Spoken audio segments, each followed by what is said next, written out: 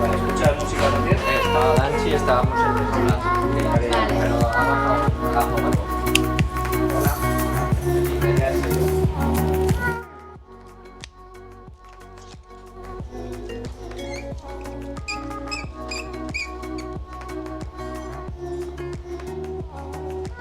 Sí, ya me estaba que estábamos discutiendo, pero luego se ha ido que tenía que...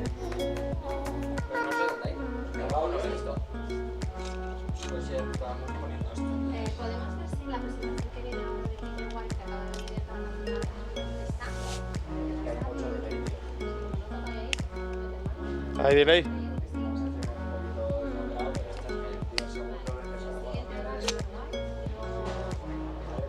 Lo dejamos así.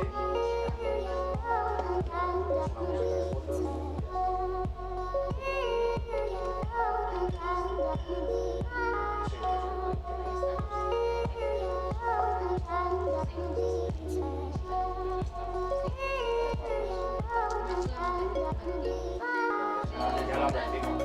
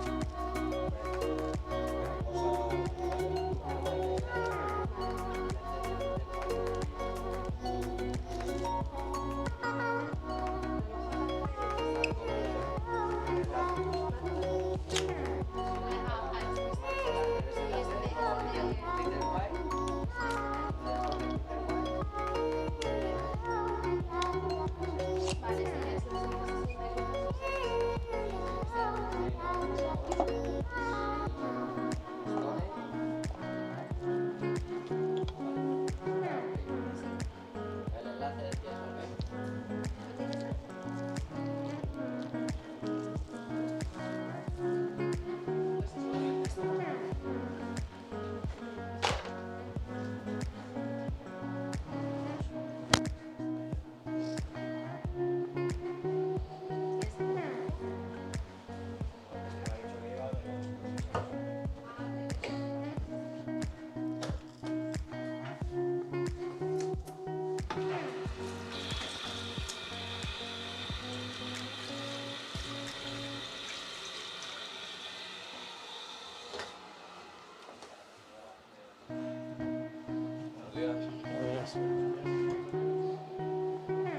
O que me lo mande directamente.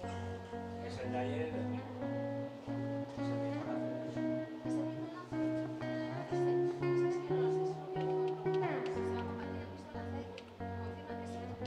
Bueno, por si acaso vuelves a cambiar.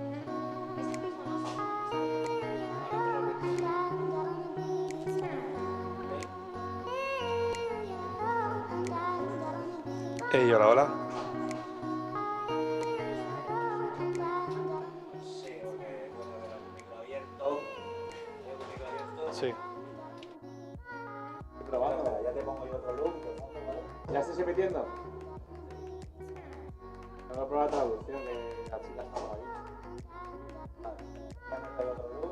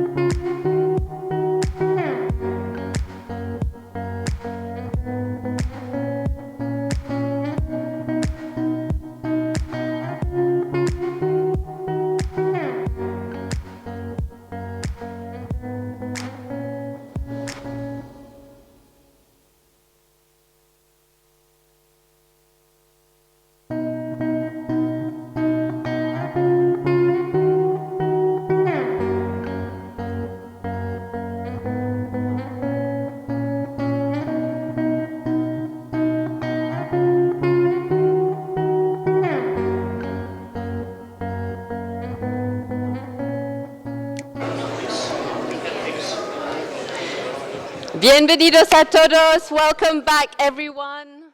Welcome to those in the room here, those on the web stream. My name is Eva Zabe, and I am the Executive Director of the Business for Nature Coalition. It is my absolute pleasure to continue to moderate today, so welcome back. We had some great discussions yesterday, a lot of work still to be done. And one of the things that I was reflecting on overnight was how in the sessions, but also in the coffee breaks, we talked a lot about collaboration. Yesterday, in one of the sessions, we tried to rate different business and financial examples. And it was a bit provocative as an exercise, but it was intended to be like that. I did want to apologize for anyone who was overly uncomfortable or offended by that exercise, but I think it made me think, you know what, we all make choices every day. We make choices how to spend our money, how to spend our time, who to vote for. And the reality is that collaboration isn't always the only way to go forward. However, I was also thinking about a book I read recently. Some of you may have read it. Harari's Sapiens. Who here has read Sapiens by Harari? Okay, excellent. Lots of people putting their hands up. And it made me think that it is thanks to collaboration in our species that we've got to where we've got to, and we are the ones who have created this system. Yesterday, we heard about transformational change from some of the government leaders in this world, and it is only collaboration that will get us to this next system where we all live well within the limits of our planet. You know, we said we can't live on a dead planet. Financial performance is irrelevant on a dead planet. Business as usual is dead, as Peter Backer from the WBCSD says, and finance as usual is dead. So what are we going to do? And today the main focus is on public-private collaboration and innovation. And with that, so this morning we have three amazing leaders who are going to share their insights with us. Hopefully be provocative, push us. We're getting impatient here, and I look forward to hearing from you. Then we will be breaking out into the breakout rooms again for more detailed discussions. Okay, so Twitter is on the slide. You can please hashtag Business Nature Summit. And also, make sure you send any questions or reflections on Slido that hopefully you're used to now. So at this point, now that I've got all of your attention, it is my absolute pleasure and honor to introduce Mr. Daniel Calleja, the Director General of the Environment for the European Commission. Thank you very much, and thank you to the European Commission for everything you've done.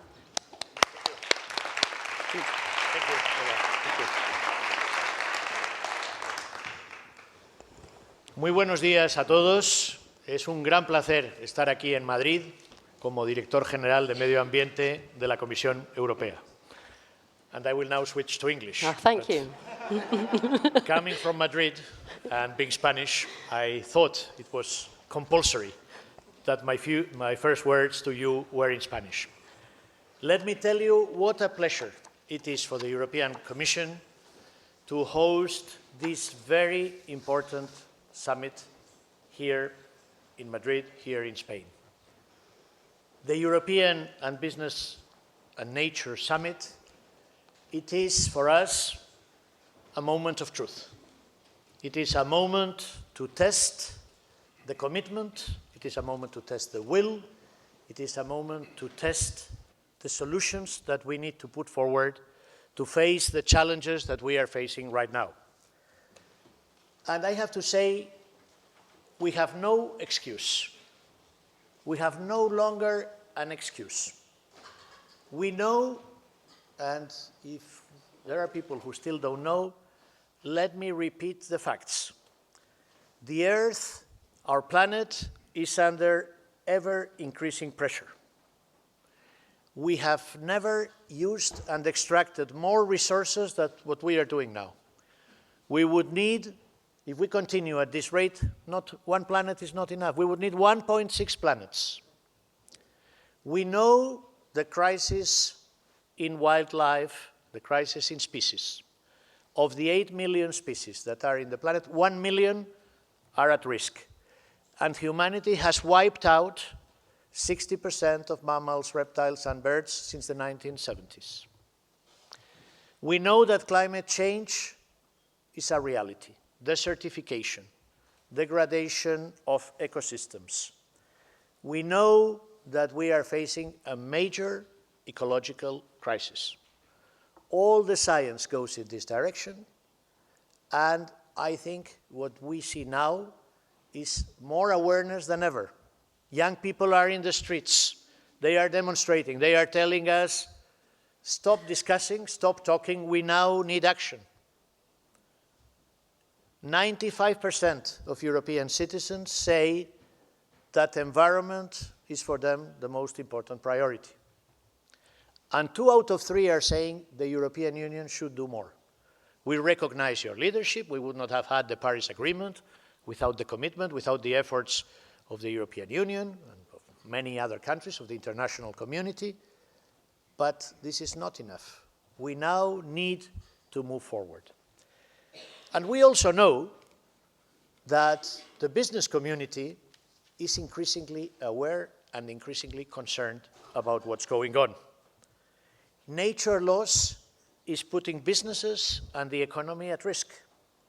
More and more businesses understand that they are fundamentally dependent on the health, nature, and ecosystems, and that the degradation of nature, the loss of biodiversity, is placing severe costs on businesses and on the economies. And more companies recognize that protecting, restoring, and understanding their relationship there with nature, the way they interact with the water, with the habitats, with biodiversity, with the air, is in their own economic interest. It's not only a social, a moral responsibility, it is also in their economic interest because they can be more competitive if they are adequately addressing their interaction with nature. So, if all this is well known, the question is, what do we do about it? And I would like to share with you what the European Commission proposes that we should do about it. First of all, we need to stress that climate change and biodiversity are the 2 sides of the same coin. We will not succeed in climate change if we destroy our biodiversity. So we need to work in parallel in order to have a strong agenda for change which covers both the climate change and the biodiversity dimension. We have done a lot in climate change. We have the Paris Agreement, but we have not succeeded as much as in climate change with biodiversity.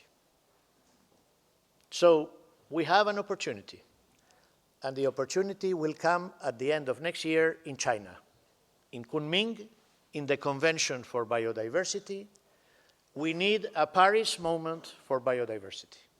And we need 4 things. We need to establish a global target, the equivalent to the 2 degrees or the 1.5 degree of Paris, to measure and to be able to work on the agenda to fight biodiversity loss.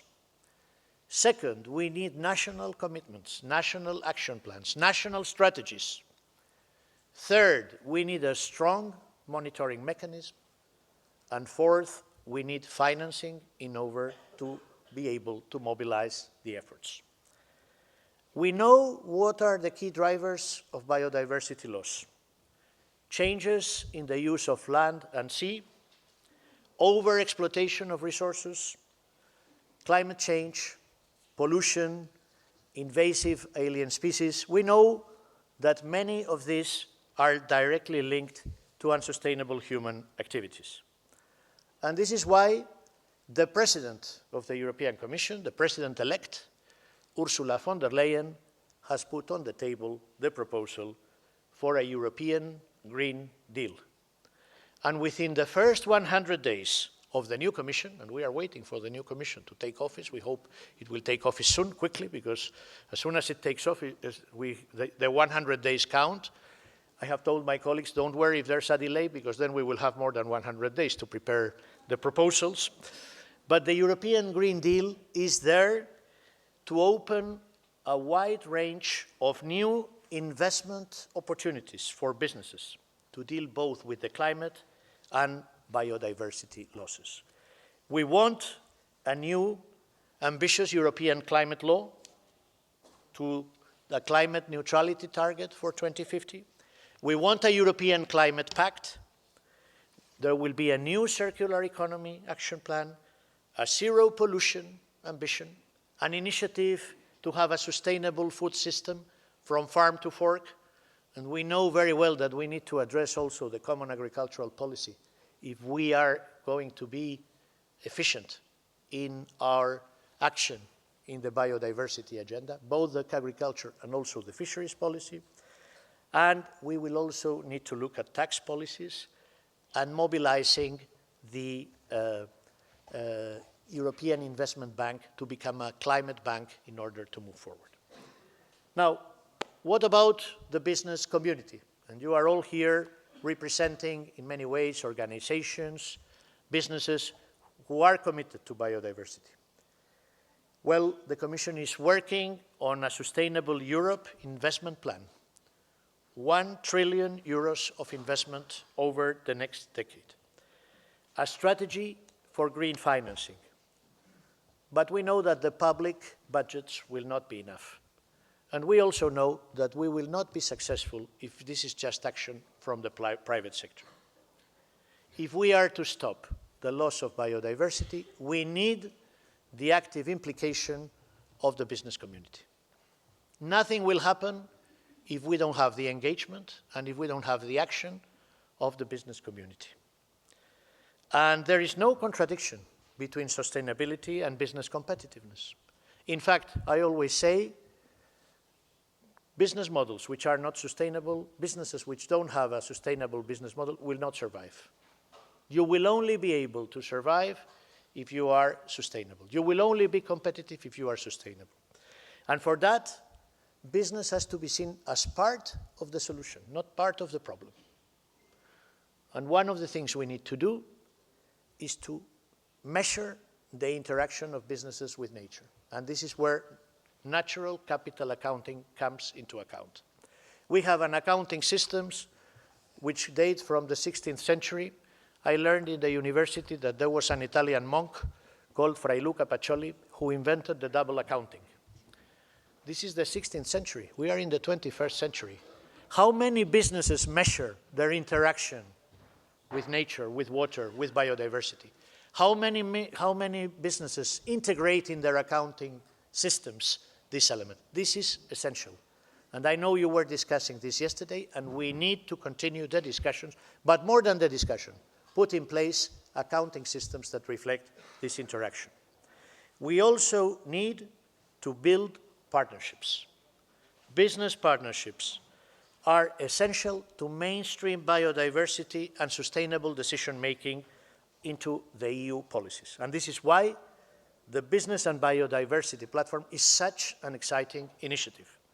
The platform is about sharing best practices, methodologies for measuring the biodiversity footprint, inviting companies to develop more generally accepted natural capital accounting principles.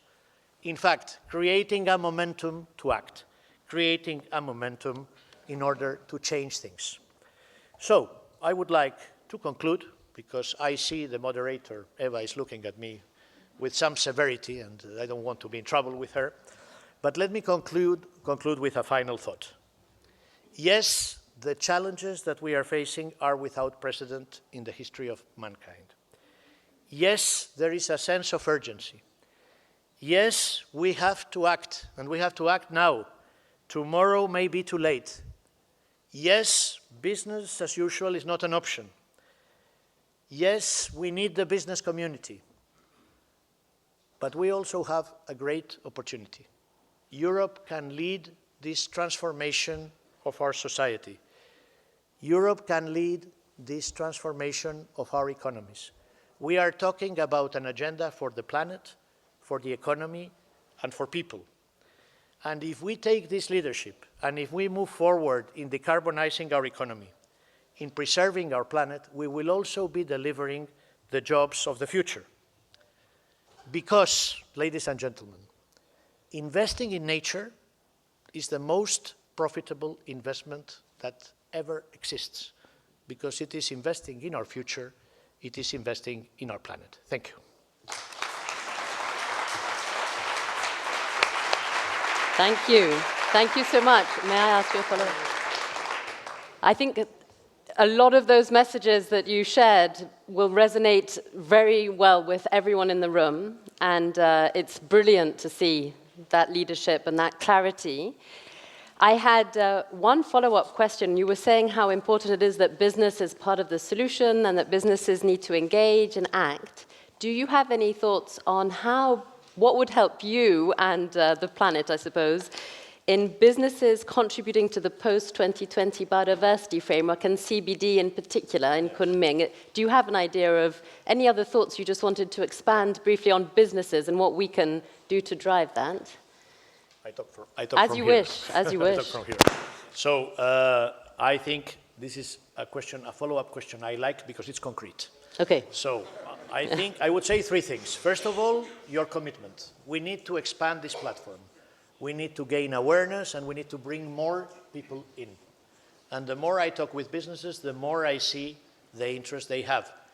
Not just because we all want to save the planet, but because business community realizes that this is also in their own interest. So more engagement, more awareness. Second, we need concrete ideas. You are experts in accounting, you are experts in a measurement, you are developing business models. We need your ideas, we need your contribution. We have very little time ahead of Kunming. Kunming conference will be a moment of truth. We have the Aichi targets, which we will not meet. We failed already 10 years ago. The biggest failure is that we say, well, since we didn't meet the Aichi targets, we postponed them to 2030.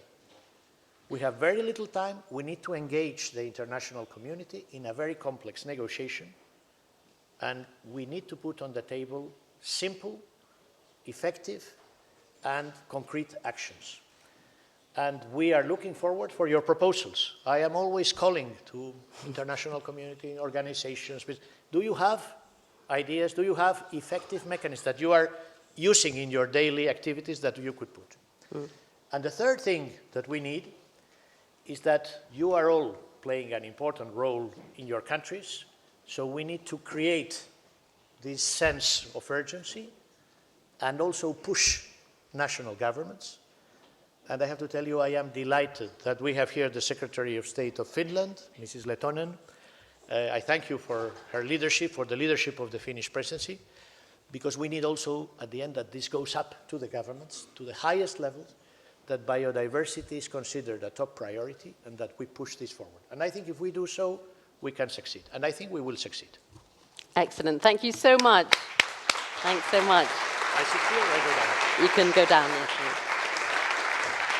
And by the way, I have to say, both my kids and colleagues often say that I look like a school teacher, which I actually take as a compliment. So I'm happy that you were put on the spot. Next up, thank you, Mr. Marco Lambertini, the Director General of WWF International. We welcome all of your thoughts on what next and what to do. Thank you, Marco. Thank you very much, Eva, and buenos dias a todos.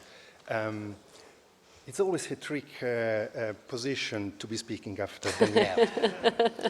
For a number of reasons. Of course, he's so charming and so eloquent, but also because he's already mentioned a lot of the things that I wanted to mention too, which in itself is quite exciting because it shows that actually there is a lot of progress in converging on the same narrative and in understanding the same issues.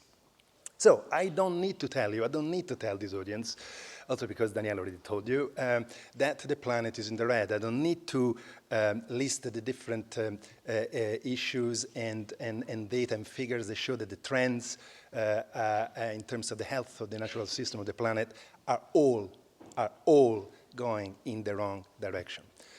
But I want to say that the exciting dimension of today, compared to just a decade ago, is that today we know.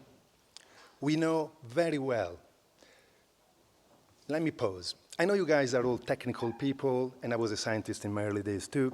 And scientists, and it's good, never think they know enough, which is actually true. But in terms of setting policies, direction, and beginning to promote action, frankly, we know enough. We know enough of what's happening in the world. We know enough how the natural systems are working. We know enough about the pressures on the ecosystems and natural systems and climate. So we have the knowledge. And knowledge and science has never been clearer than today. Figures, there's so many you can add to this list, are so unequivocal today. We are approaching an emergency. And this is what scientists are very increasingly speaking about. We also know, Danielle mentioned earlier, and this is not a little thing, that the issue of climate change and the issue of natural loss treated so long as independent agendas and track of thinking and track of action are actually interdependent. This is not a small conclusion. And I have to say, I came away, for example, from the UNGA Climate Summit of the Secretary General in New York in September, really encouraged by how much reference to the integration between climate and nature loss and the whole emphasis on nature-based solutions, how strong that was. Fantastic. And we know also that something that we never really thought about, and the way that David is putting it so simply and so powerfully, that the actions of the next few years, we're talking about a decade, are going to have consequences for the several thousands of years, not just for the planet, but for our own civilization. And that's the most important development, cultural development, almost a cultural revolution, I think, in our civilization. We're really beginning to understand not just what happens, but also the consequences of what happens. And particularly the consequences for us. And that positions the agenda of nature conservation in a very different place. Not a place where we, nature lovers, or we, scientists, environmentalists, and Minister of Environments are concerned, is a concern for the whole society. And in a SDG context, it's pretty clear that we are not going to have a stable economy and a thriving society in a degraded planet. The reports coming out from the UN system, the IPCC reports, the IPBES reports, have really helped to crystallize the science and make the case for nature conservation and climate action very strong. But they haven't just identified the issues vis-à-vis the planet. They have identified the risks to our economic model and to our society. Extraordinary. The Global Risk Report of the World Economic Forum in the last 3-4 years has started to increase the number of environmental risks at the top of their ranking, to the point that in 2020, I understand, the press don't quote me because it's still a secret, but all the risk, the top 5 risks will be related to environmental degradation, either climate or natural systems. And also, it's not just about risk. As Danielle said, it's about opportunities. And all the initiative and studies is evaluation, so the potential for business, for economic growth, and job creation related to the circular economy, for example, are mind-blowing and are making a clear economic case for conserving our natural systems.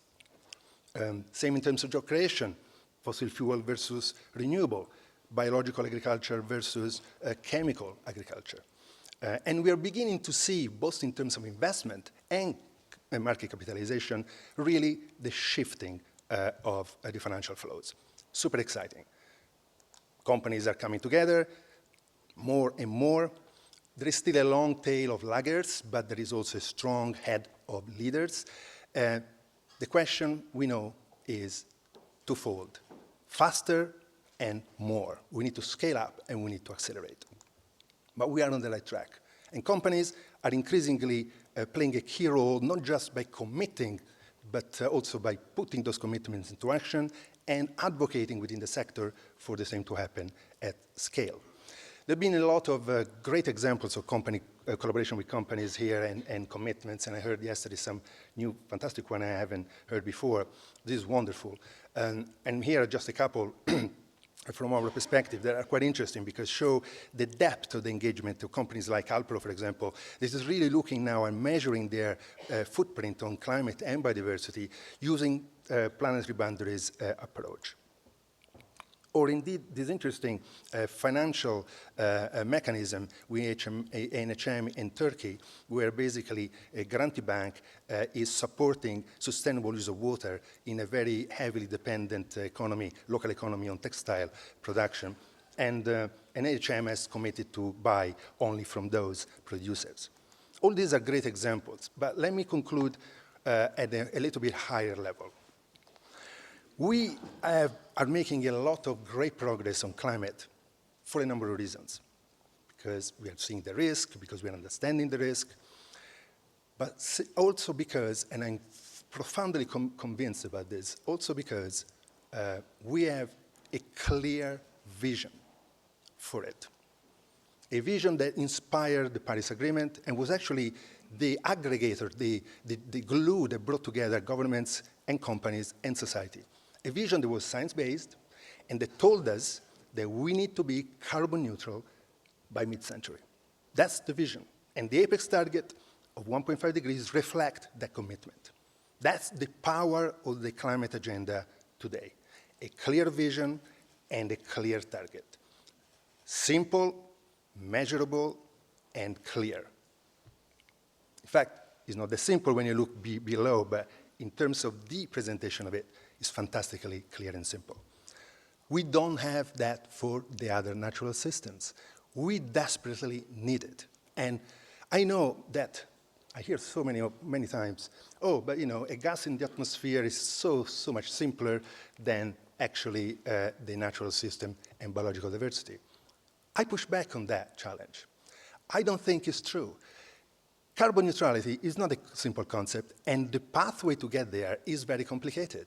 We need to adopt the same approach to nature conservation, ocean, forest, biodiversity, fresh water. We need to come up with an holistic apex target and a vision that allows everything else to flow. All the commitments we hear today, yesterday, and in many other fora are great, but we don't know if they add up to the ambition that we need to embrace. It's like having a high jump race or competition without a bar. We need that bar. We need the North Star like we have for climate. What is it? Is it a concept of nature neutrality? Is it a concept of net positive gain when you talk about natural systems, natural places, natural ecosystems? Is it a zero net loss? It is a net gain up? Let's discuss this, but we need to come up with something that inspires politicians and give clear directions to companies as well.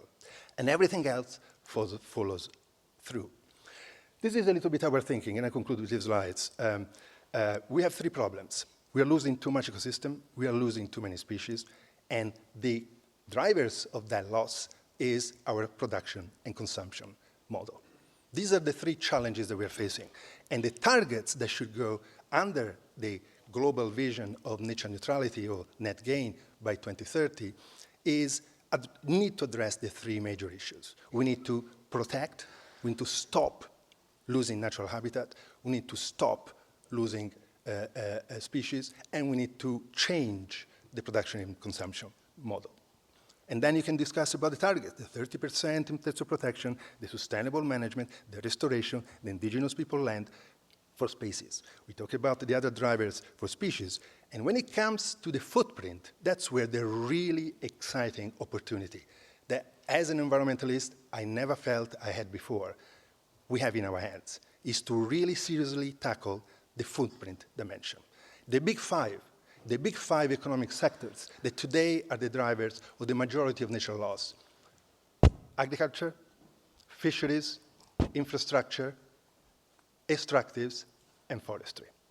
If we engage in a debate on how to shift from unsustainable fisheries, agriculture, extractives, infrastructure, and forestry to sustainable practices, like we are doing from fossil fuel to renewable energy, if we engage the private sector and the regulators in driving the shift, then we're going to really achieve the nature neutrality vision and target, or net gain vision and target that I was talking about before.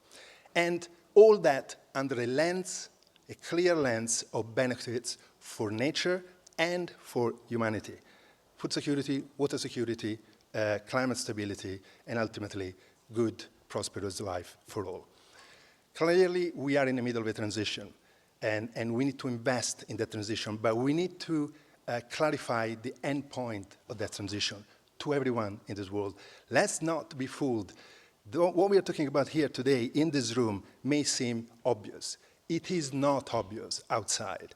It is not obvious still in the majority of the financial systems, in the majority of investment players, in the majority of the head of states. We need to penetrate those sectors, the audiences, with a simple, clear message around the narrative of nature indispensability for our own development. Next year is the year we can do that. There is a convergence, a perfect storm. We call it the super year for sustainability. The anniversary of the UN, the CBD renewal, the new Ocean Treaty, the NDCs, all is coming together, many other things, all is coming together. We need to take that opportunity, and it's not just the Kunming CBD, it's a variety of opportunities in the year of sustainability. We call it the New Deal for Nature and People. You call it the Green Deal for Europe. It's the same thing. We need a deal. We need a commitment, a target, a vision, and a plan for implementation and resourcing that really engages the key audiences. We are super excited about this opportunity. I've been in conservation for all my life. I started at 12 years old as a volunteer in WWF. I've never been excited, which is a bit crazy because the world is going down the tube. But nevertheless, I see the response emerging, and I see the opportunity to change. And as somebody, not me, said in a very powerful way, we are the first generation that knows that we are destroying the world, and we are probably the last one that can really do something significant about it. It's a massive responsibility, quite scary, but a great excitement opportunity as well. Thank you. Oh, Marco? Thanks so much. Do you mind if I ask you one question? I hate questions. I hate questions. Okay, that's okay then. This was inspiring, and the ambition is so clear, and I love that presentation. I had one question yesterday, and even earlier today. We've been speaking quite a lot about all of the, the incentives and natural capital accounting, and how can companies integrate the actual value in a monetary sense, sometimes a monetary economic estimate of what is the impact and dependence of their company on nature, so that ultimately companies can be rewarded on their performance overall, not just their returns on financial. Now, I know that as soon as we get into monetary valuation, it gets tricky sometimes, and I know that we've been working closely with many conservation organizations, but I wanted to, if I may, ask just your perception or perspective on how things might be changing, and whether that's something that it's if this is also the right thing for us to be spending time on to integrate that into performance. Absolutely. I mean, that's obviously how you're going to make the whole thing work, and unless the natural capitals, the value of nature, more in general, are internalized into the economic system and into the accounting system, surely we're not going to go anywhere. But I continue to be a bit monothematic on my push here, on my message. So all that can happen only if we're really clear on the why we need to do this, on the necessity of doing it, and on where we need to get in 10, 15 years' time. The target dimension is so important for me because it sets the pace, it set the pace for any process underneath. And this is exactly what's happening in climate. Why? I mean, I never thought, even just 15 years ago, that so many companies are actually asking for a price on carbon. I mean, they are asking for a price on carbon. It's so counterintuitive, but it isn't, because they actually have understood that they need to get to carbon neutrality. They have to come to carbon. And so the price on carbon is the only way they can do that in a level playing field way, and so without having to fight with the competitors, et cetera, et cetera. We need that vision. We need that a neutrality approach, and then everything, I think, will follow. But the work that you guys are doing, particularly the specialist on accounting, is super important, because I hope very soon we'll get exactly to the point. Thank you. Once we agree on the bigger picture, then we need actually to measure. Because Amazing. if you don't measure, you don't manage. Yeah. Thank you very much.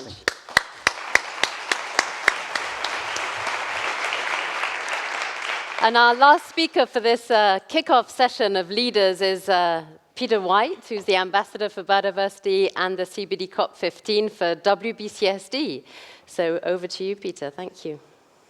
Thank you. And Marco said it's very hard to follow Daniel. You try following Daniel and Marco.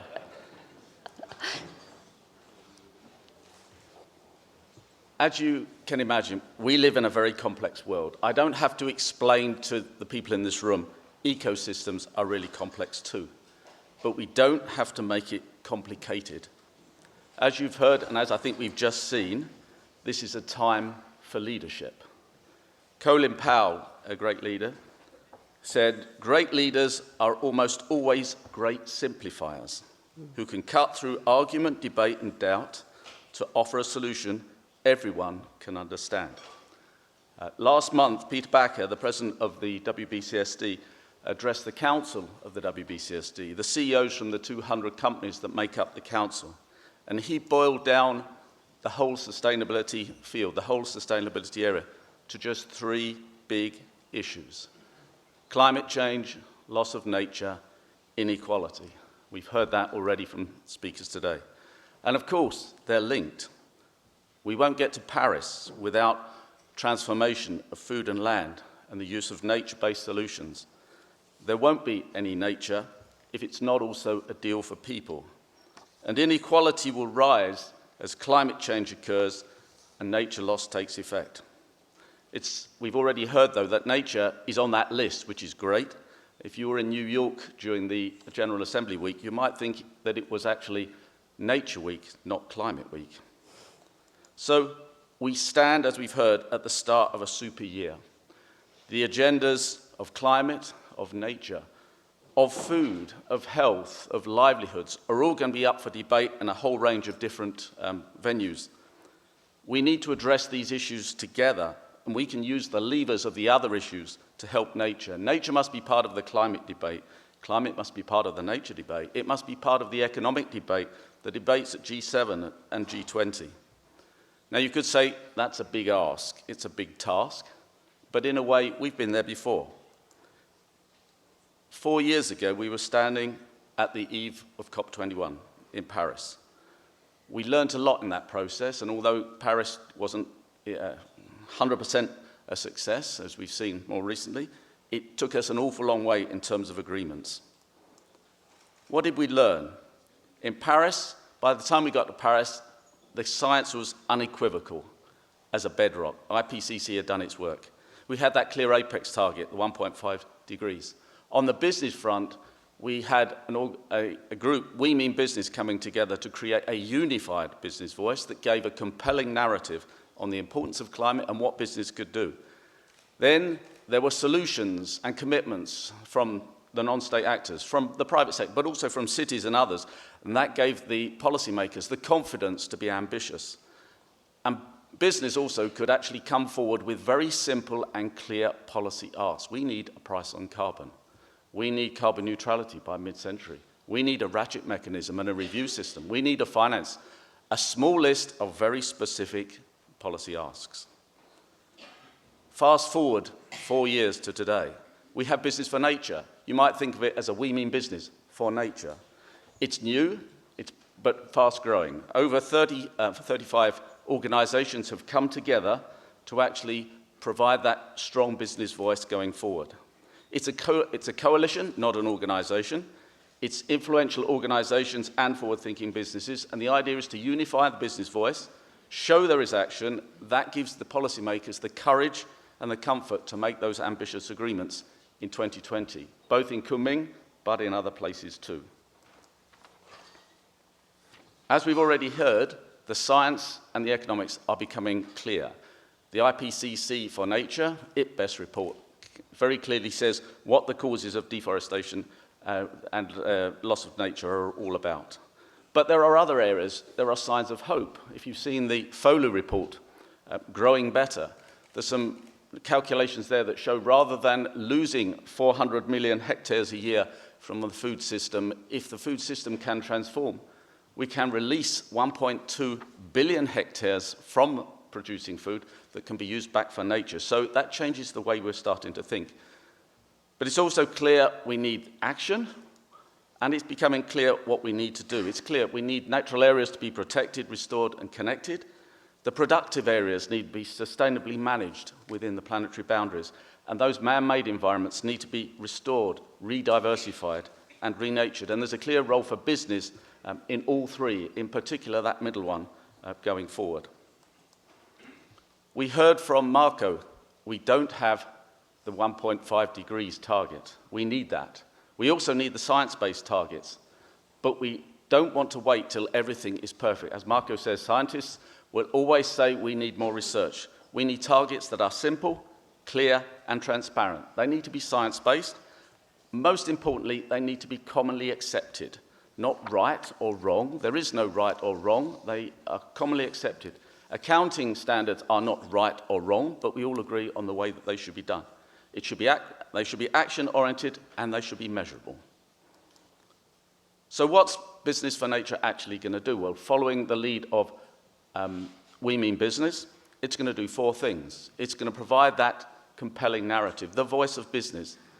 Business for Nature does what it says on the tin.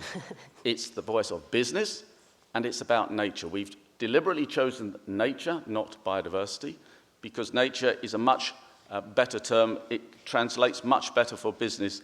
It's a simpler message going forward. We're going to provide solutions going forward, showcasing the action that's already underway and bringing together the commitments. And that will allow us to identify what are the policy asks going forward. We've heard a lot about solutions here yesterday, and we'll hear more today. Business is working in its own operations, in its own supply chains, work like the One Planet Business and Biodiversity work that we heard from yesterday from Alice, OP2B, that's looking at regenerative agriculture. Landscape-level collaborations, which we need. As we heard yesterday about the Delta Plan in Holland from Bas Rutte, areas like the Soft Commodities Forum are coming together, soft commodities companies around the issues of deforestation in the Cerrado region of Brazil. And all the work around changing the way that business is run, the systemic piece, including natural capital in decision-making. Now, if we could do that last one, everything else will be fixed. But we can't wait for that to happen. We have to work on all three levels going forward. And we want to bring forward those solutions into the debate going forward. And also the commitments. There are a whole range of commitments. Business for Nature wants to aggregate those commitments, not create new ones, but signpost to companies which ones are the most relevant ones for them. Over 360 businesses already have made commitments to help reverse nature loss going forward. And then there's this key piece about policy asks. And this is where we need your help as businesses. We've got some initial policy asks. You could say they're the obvious ones. We want the adoption of an ambitious target and an emergency declaration. We want to have agreement on science-based targets going forward, and we have to provide the incentives. As Martin said yesterday, that's the elephant in the room. If it pays to cut down trees, to degrade landscapes, that's not going to work. We need to have the incentives to push things in the right direction. And we've just launched a call to businesses, a survey, to get your ideas on. So what are those few key parts going forward on the policy front? What's going to be the price on carbon? Is it value nature? What's going to be the long-term target? What do we want to actually have as the clear targets going forward? Going forward, I started by saying it's a 12-month sprint. I think it should actually be seen as a 10-month marathon. 10 year. Sorry, 10 years. Thank you, Eva. I can't even read. It's 10 years. This is the long term. It's not just the short term going forward.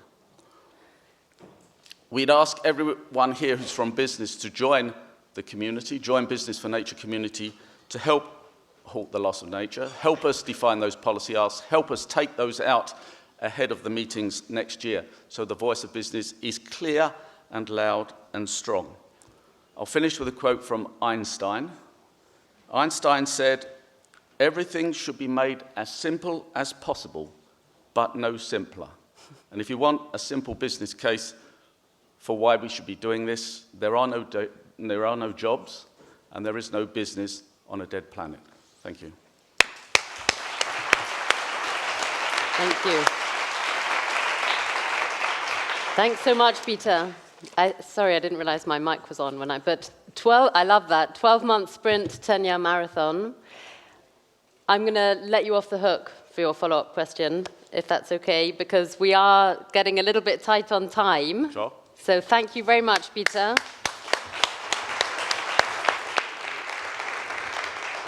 And we're now going to listen to Jérôme. Yes, we are a bit late, but it was a great session with 3 great speakers. So what we will do is delay and switch a little bit the schedule. We now have 3 group sessions, 1 here and 2 in the rooms above. Be quick at moving towards the group sessions. They will start in a couple of minutes. And then we have until, so the coffee break is then highlighted there at 10:40.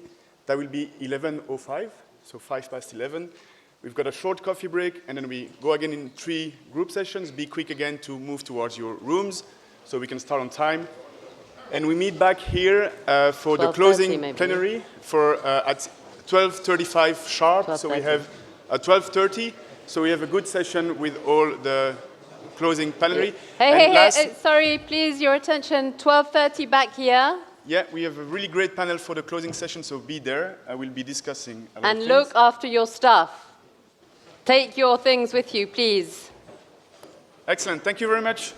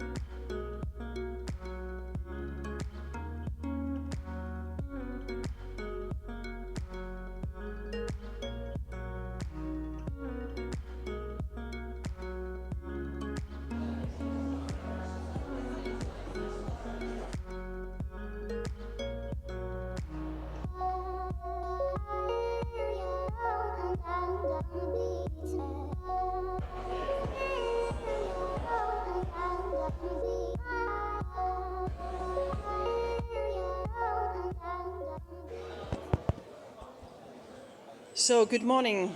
Buenos dias.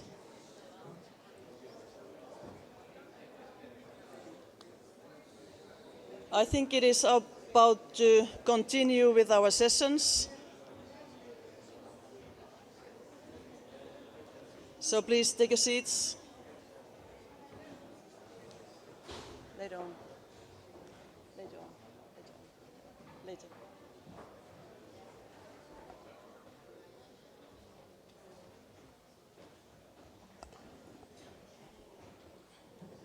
So what a great opening we had today. Amazing words. So it's hard to follow. Hard to come after those presentations to hear. But as we know here, we are the one who know, and we have to pass that information to the wider society. So how to engage biodiversity, business on biodiversity, and what is the role of governments and national business and biodiversity platforms? This is the theme for our session here today. So we heard that we won't be able to make the current global Aichi targets. And we are now heading to the next COP, to the Kunming next year.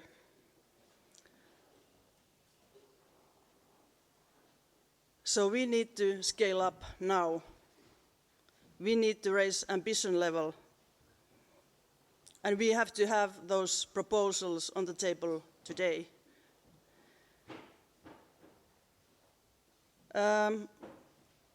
Soon we will hear how to explore how governments and platforms can support this business engagement and further engage business sectors and even beyond their coalition of the willing.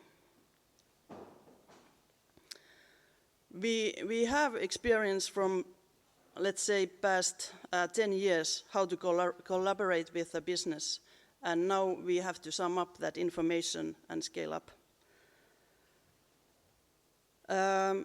So we will be having here today a keynote presentation, and after that we have some Slido questions to you. And third part of this is a long conversation, and I will ask my guests to be on their here with me. And then we have last Slidos to wrap up. So that is the program for this session. And first of all, I would like to call Martin Lok from Natural Capital Coalition to have us this keynote presentation. Thank you very much, Christina, and thank you for inviting me. Although you can already see on the slide that it was not me who was meant to be here. So it was Mark van Oorschot, a great friend from the Environmental Planning Agency in the Netherlands, who prepared a wonderful slide deck and presentation, because he's also preparing a very interesting report on what businesses really are doing in the Netherlands around biodiversity. And, but unfortunately, because of family circumstances, he had to be somewhere else today. So he asked me to step in, which is an honor and also a pleasure, because now I can present a science-based report without all the detailed knowledge on that. So that's kind of fun and exciting. I hope you don't have too difficult questions for me. I won't have the answers, but at the end of the presentation, there's Mark's email address and photo, so you will see him at the end, and also find a way to contact him if you have questions. So here are the main subjects of the report. Is about how does the economic sector really link to biodiversity? What are they doing in the real world on their impacts and dependencies on mitigation? What kind of responses do we see in the Netherlands. It's based on an inventory of Dutch companies, a group of around 35, and what are the business commitments that we see arising. And 3 main points I want to highlight coming out of this report. It's first of all that it's clear that companies use very different strategies to integrate biodiversity and natural capital into their business models. And that these strategies are dynamic, and what they are doing really depends on the internal leadership and the external incentives that are around. And last but not least, and I think this is the most important recommendations coming from the Environmental Planning Agency in the Netherlands to the Dutch government, that the government in the Netherlands needs to consider different motivations for business models, but also as an effect of that, different approaches. So they have to develop a broader suite of action from the government side. So this already has been talked over a lot post 2020 targets for biodiversity. And the key element here, I think, is what can business do to integrate it into their business models? We already heard a lot about natural capital accounting and these kind of measures. And the follow-up question, what can governments do to promote that business really take this forward? So this is an element in the report of PBL. By the way, this report will be published by the end of this year. So go to their website if you're interested in the more details. And what you see here is that a business really is a part of the problem, especially if you take also into account the imports. So for the food and beverage sector, you see that it's the import, so the supply chain, that really is a big part of the problem. And also for the Netherlands, the high impact sectors really are food and beverages and energy. At the same time, business is also part of the solutions, and the mitigation hierarchy that business can use to move towards a no net loss situation really is a helpful instrument, has proven to be helpful also in the Netherlands for several companies.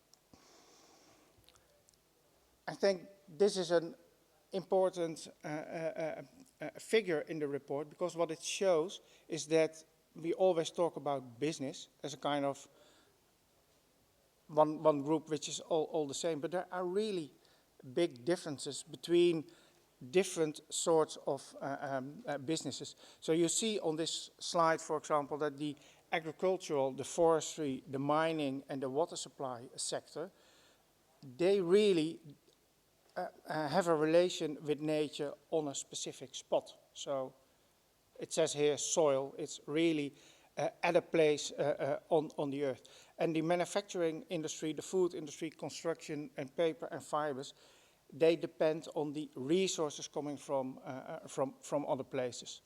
So, and also if you go towards the activities, you see that the impact reduction in agriculture is differently from the opportunities, for example, in the food industry or the recreation sector. This is the model the PBL adopted, and it's developed by the Erasmus University for the different company strategies, the different strategies companies take on their sustainability journeys. And what you see here is 4 different types of businesses: inactive, reactive, active, and proactive businesses.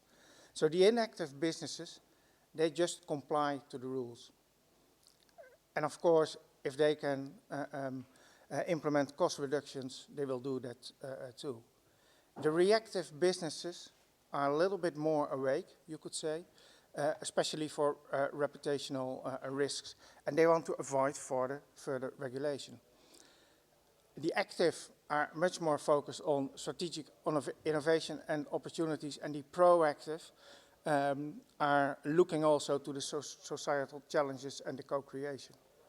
So now the key question, of course, is in the Netherlands, and a lot of times you hear That's really a leading country, a lot of front runners.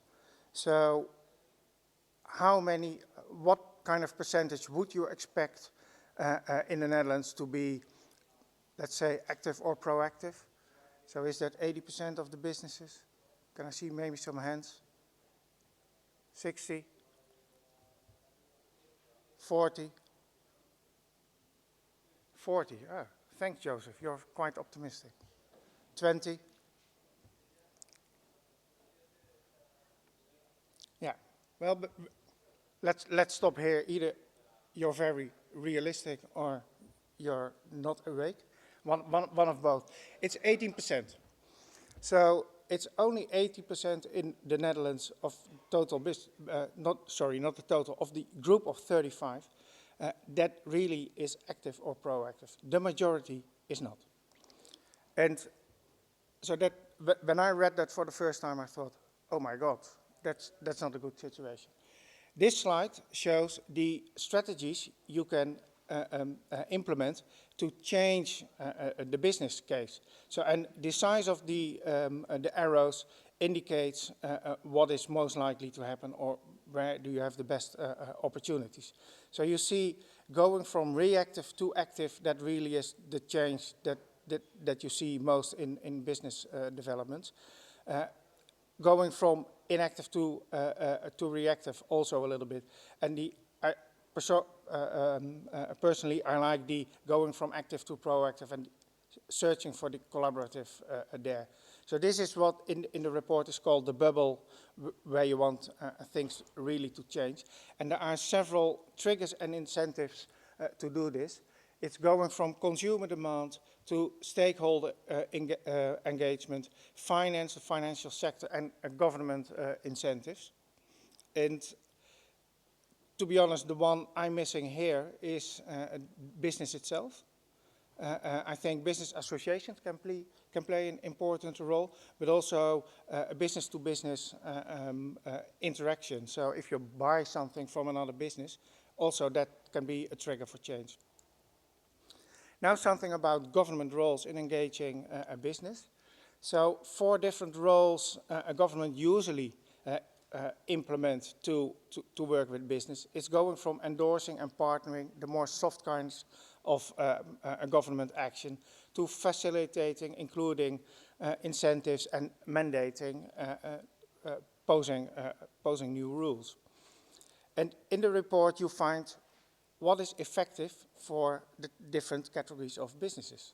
And it's not very surprising that if you're an inactive company, a little bit of soft policy is not going to work.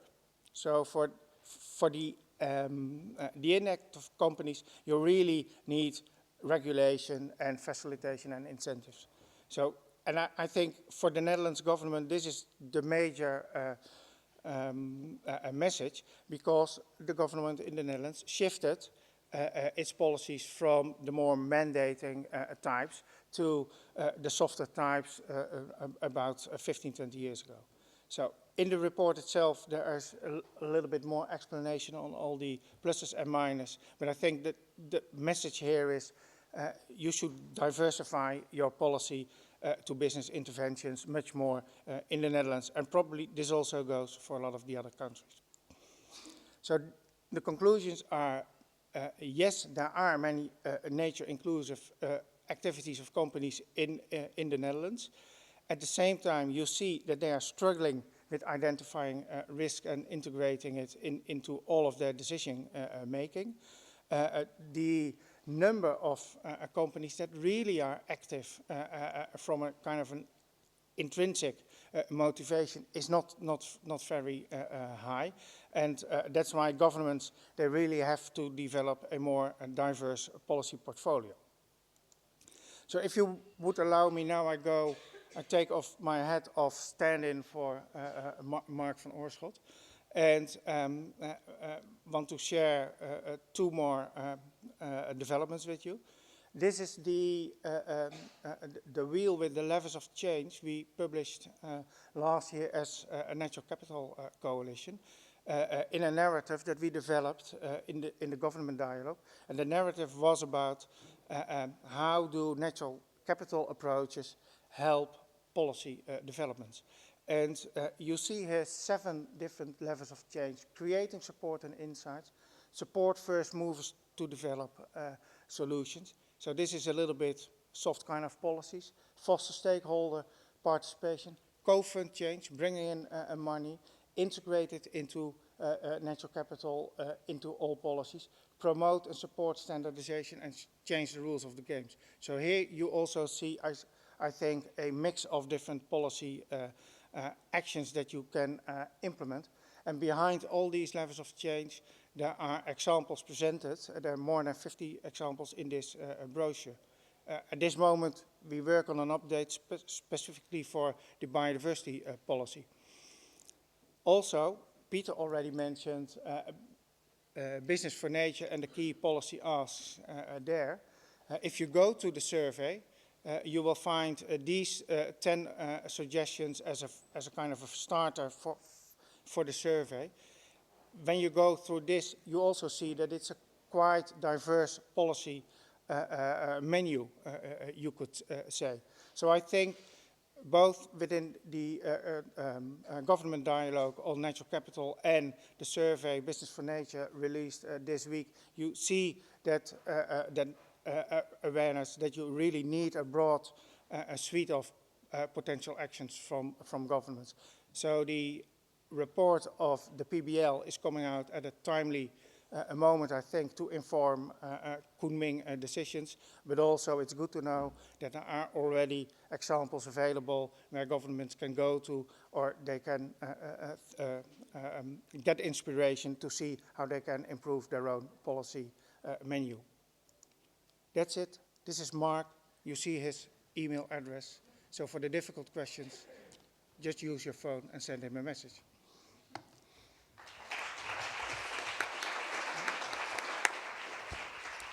So thank you, Martin, for a great presentation, and thank you, Mark Van Oorschot, who was really not able to come here today.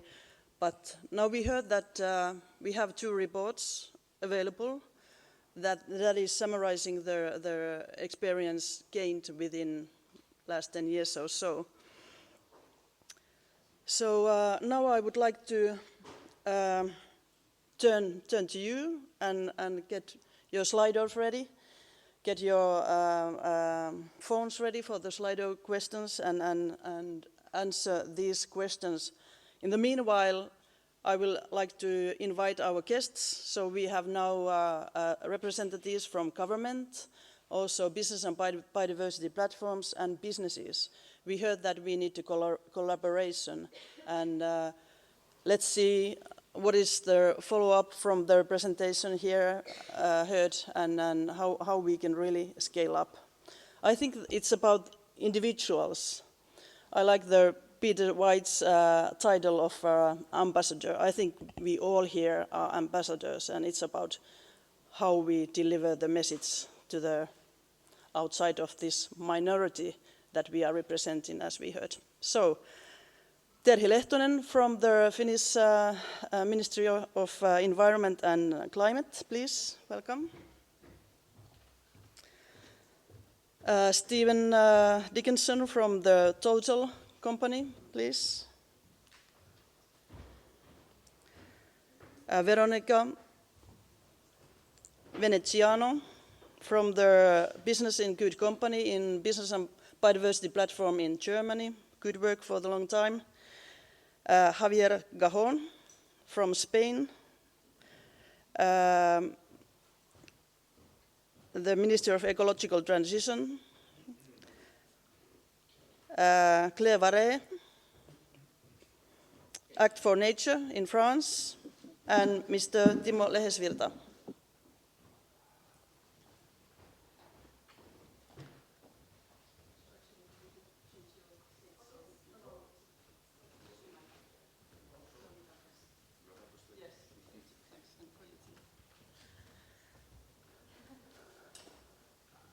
Okay, thank you, and some applause for our guests here.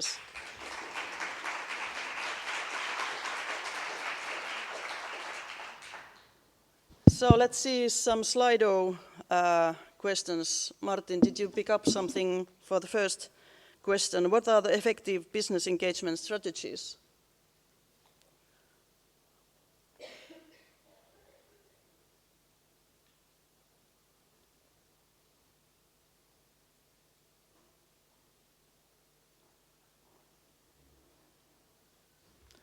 Yes, I think that the role of governments need to be addressed.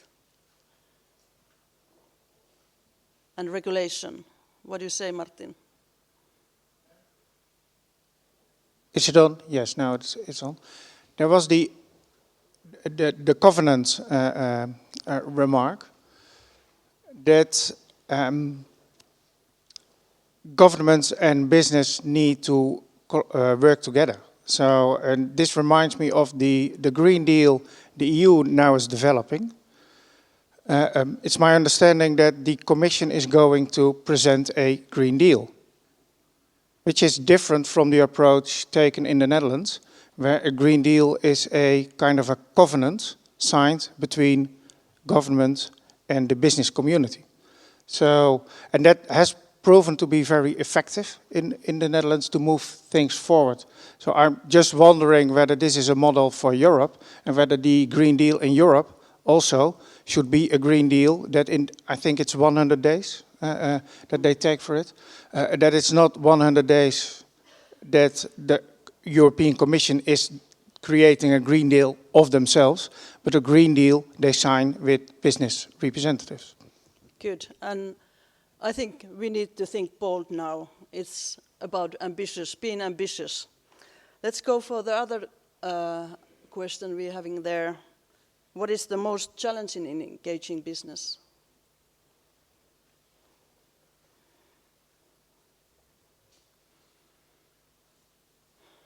No challenges at all?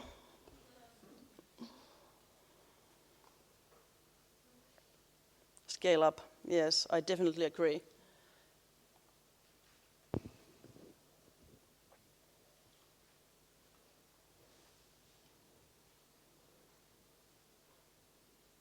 CEO commitment, talking about the same language. At least in Finland we had this problem talking about the same language. It's a really important issue.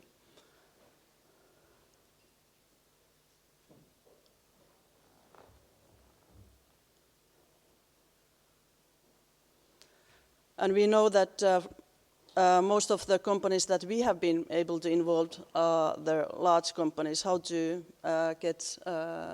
engage small and medium-sized businesses. How to be pragmatic, smart solutions.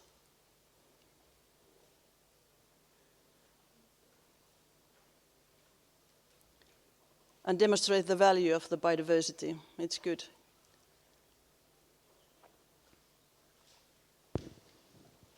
Anything, Martin, do you pick? Yes? Okay, so maybe we go the third one.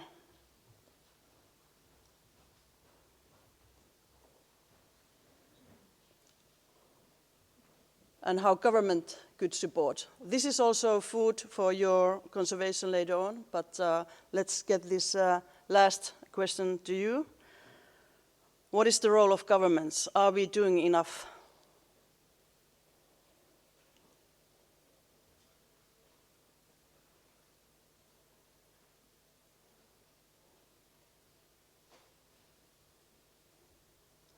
Good.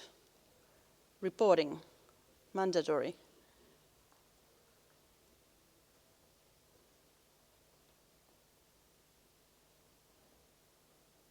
Financial support at general level, pre-procurement.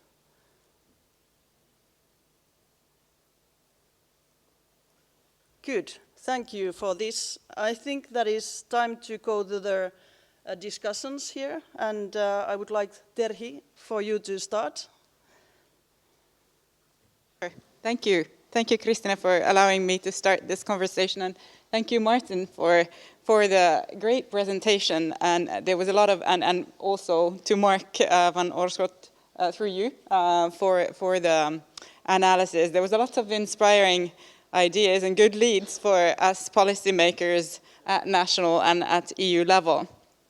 I found this typology of companies inactive, so majority being inactive or reactive, but that we also have this group of front-runner proactive companies. Likewise, the PBL analysis on the triggers of change was interesting, how transparency plays a key role and standardized information, and how there are different ways governments can engage and potentially trigger change, and also the key role for financial institutions. Now, in Finland, the government has supported business engagement in biodiversity, mainly through a joint platform with the Business Organization for Corporate Social Responsibility and the Finnish Environment Institute, and the cooperation has been a lot on building capacity on biodiversity and ecosystem services. And the global goals. And since 2014, we have engaged with 50 companies. We have built a set of case studies or best practices, which we actually have also available in English. In case you're interested, you can ask Christina for details. And these companies come from different business sectors, and we consider them our front runners. And we recognize that what we have done is a good start, but it's not enough to be a game changer. And like Christina said, we need to scale up. And like she said also, we need to be able to engage also we have to find ways how to engage also with the small and medium-sized enterprises. But now I would like to turn to our business colleagues here on the panel, and Stephen. I would like to ask how in your company policies, how did you engage on biodiversity and on the IG targets, and what worked the best, and to what extent there was a governmental or governmental action was instrumental, and what could we learn from your experience?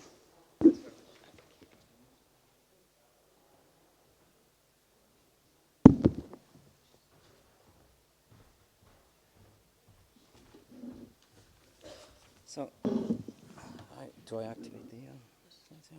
So, good morning, everyone. My name is Stephen Dickinson. I work for Total. For you who don't know Total, we're about number 4 in oil and gas in the world, 100,000 staff, present in 130 countries, and have a turnover of about 220 billion. So, we're what we call big oil as such. So, thanks for the opportunity to be here and talk about 2 things today. Our main biodiversity engagement processes within the company, and I'll illustrate those with some tangible examples.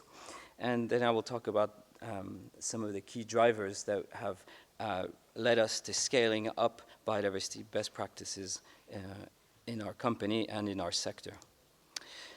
Really, in terms of the first question, the main biodiversity engagement processes, it really happens at 3 levels for us. Internally, foremost, at corporate level, that's where I sit, setting the biodiversity strategy at management level. So that means engaging with ExCom and our CEO to make sure that we build that biodiversity strategy and develop that company culture as such. It's been around since the late 1990s in Total and formalized in 2005 with our first biodiversity policy, and has been upgraded ever since through industry best practices.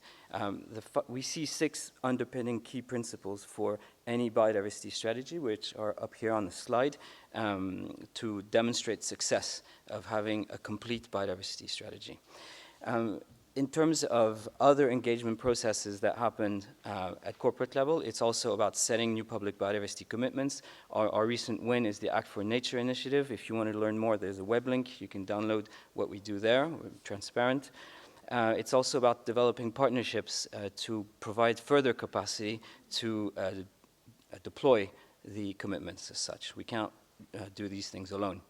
It's also strongly about continuous staff awareness raising around reconnecting our staff with nature. You know, we live in boxes. In the morning, we go in a car, in a train. During the day, we end up in an office. We're disconnected largely with nature. And so we put quite a bit of effort around that. It's also about technical training and capacity building. I spend most of my time doing that, in fact. Internally, it also happens at the business unit level. So these are the guys and ladies who have to deploy and implement, so mainstream all the fancy ideas that we come up with at corporate level. And we accompany them, we engage on a technical level so that they're able to operationalize all the fancy ideas, like I said, at a site level and ground level. And that means engaging technically with them on biodiversity matters and helping them develop the partnerships at a local level, and of course engaging with local stakeholders, communities, NGOs, but of course the regulator plays a key role. We also engage externally. I'm doing that today with you. And this also, relates to engaging with a whole array of different organization types, whether it's our sector associations, IPICA, IOGP, which has a biodiversity and ecosystem service work group that influences how we do things, and we influence it also. So this is scaling up best practices within our industry. It's also about engaging with multi-sectoral industry associations like the Cross-Sector Biodiversity Initiative, which brings oil and gas, mining, and finance sectors together to develop biodiversity best practices, as well as multi-sectoral associations like EPE, and they've delivered things like the Act for Nature initiative that you've all heard about. Non-business engagement too, engaging with our partners. UNWCMC is a really important one for Total, but a whole set of others are there, IUCN, CBD, the former BBOP, GBPB, the NatCap Association, the French normalization body, etc. Now, in terms of more tangible examples and contributions, at least we see these as contributions towards the Aichi strategic goals and targets. There's a whole array here. I won't go through them. We don't have time. We have only a few moments.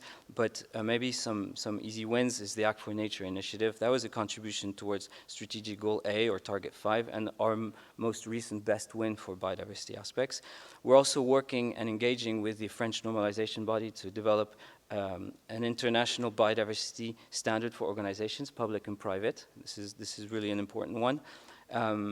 Also being a first mover at times for Total, where we've committed recently through Act for Nature to sharing all the biodiversity data we generate. Some of this is generated at 4,000 meters in depth, where scientists cannot afford to go and fetch information. We retrieve that and put this on the Global Biodiversity Information Facility platform for academia to use. It's also about sharing some of our rapid biodiversity screening tools. We developed these with our peers and other partners like the University of Oxford, and we will use these tools and make them open source for anybody to use. Another important win is the engagement that we're conducting through the Industry Association with CBD. We're part of the engagement team to develop the LTAM, which is the mainstreaming document that will couple with the post-220 GBF. We also have launched Nature-Based Solutions, a business unit, so profit-making entity, to provide services on NBS internally into Total and externally that aims to finance up to $100 million a year, nature-based solutions that are carbon solutions, but provide and deliver strong societal and biodiversity co-benefits. In terms of the second question, this was about drivers and scaling up biodiversity good practices within our industry. I think it's fair for us to say, and this is possibly just because of how Total is structured, that the extent of governmental initiative being instrumental in changing our practices has been unfortunately rather limited. And we see this as a missed opportunity. There's two reasons for this. The first one is that our first milestone in our company, and this is set in our charter, is compliance. And what happens is that we and the regulator focus on the permitting and the compliance for monitoring, for example, and that leaves very little room for best practice introduction. Okay? The dialogue is not geared for that. And so you'll see one of my suggestions. But there are some exceptions. I'd say certainly France stands out as being an important one. Examples of opportunities for scaling up voluntary good practice across our sector. It's all the stuff I've mentioned previously. I won't repeat that. But it's about voluntary biodiversity commitments, voluntary no-go in specific areas, also sharing data, developing standards, etc., etc. We do these things, and we hope that these can benefit our peers, but we have also, let's be honest, benefited from our peers and scaled up in that way. Important benchmark is Shell for us, and we have benefited from their front-runner role at times to influence how we do things too. Just to wrap up, time is short. Some key learnings for us. For us, clearly business and sectoral voluntary approaches, absolutely key. We're agile and able to act quickly. Act for Nature, it's like having kids, 9 months to deliver. And but for us, this has been instrumental. And the key to success was that it was CEO-led. The top dog needs to buy into this. We're all for natural capital. We've piloted, we're a natural capital member. But let's not forget the basics. The world is not there entirely yet. Let's not forget the basics around having biodiversity mitigation hierarchy mainstreamed across all national regulations. Okay, this is absolutely paramount. Let's not get ahead of ourselves too fast. We have to work on several fronts, but the mitigation hierarchy, without that, we're going nowhere.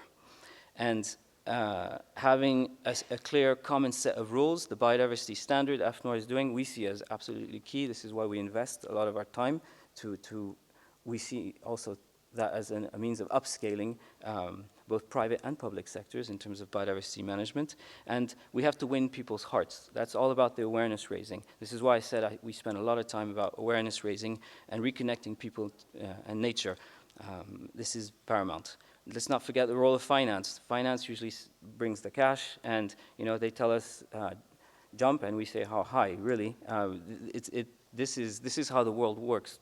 Humanity has decided that we operate in a capitalistic environment, and finance is absolutely key for setting the tempo. And my last message, this is for us very, very important, is having that joint business and government biodiversity engagement platform, one that remains open and allows for opportunities to be identified, such as developing feasible, practical, simple biodiversity good practices for business that are co-constructed with business, not government working in a silo, not business working in a silo. A safe place for us to talk and exchange and further these things. Certainly the Forum CBD is created at the local, national, regional, and international levels is really important. I think they have a key role for that, for furthering that, and helping us identify the right incentives to scale up biodiversity good practices.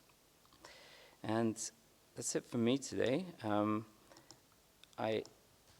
I'll hand it back to you, and I will be asking Veronica some questions in a second. Yes. Thank you. Thank you, Steve.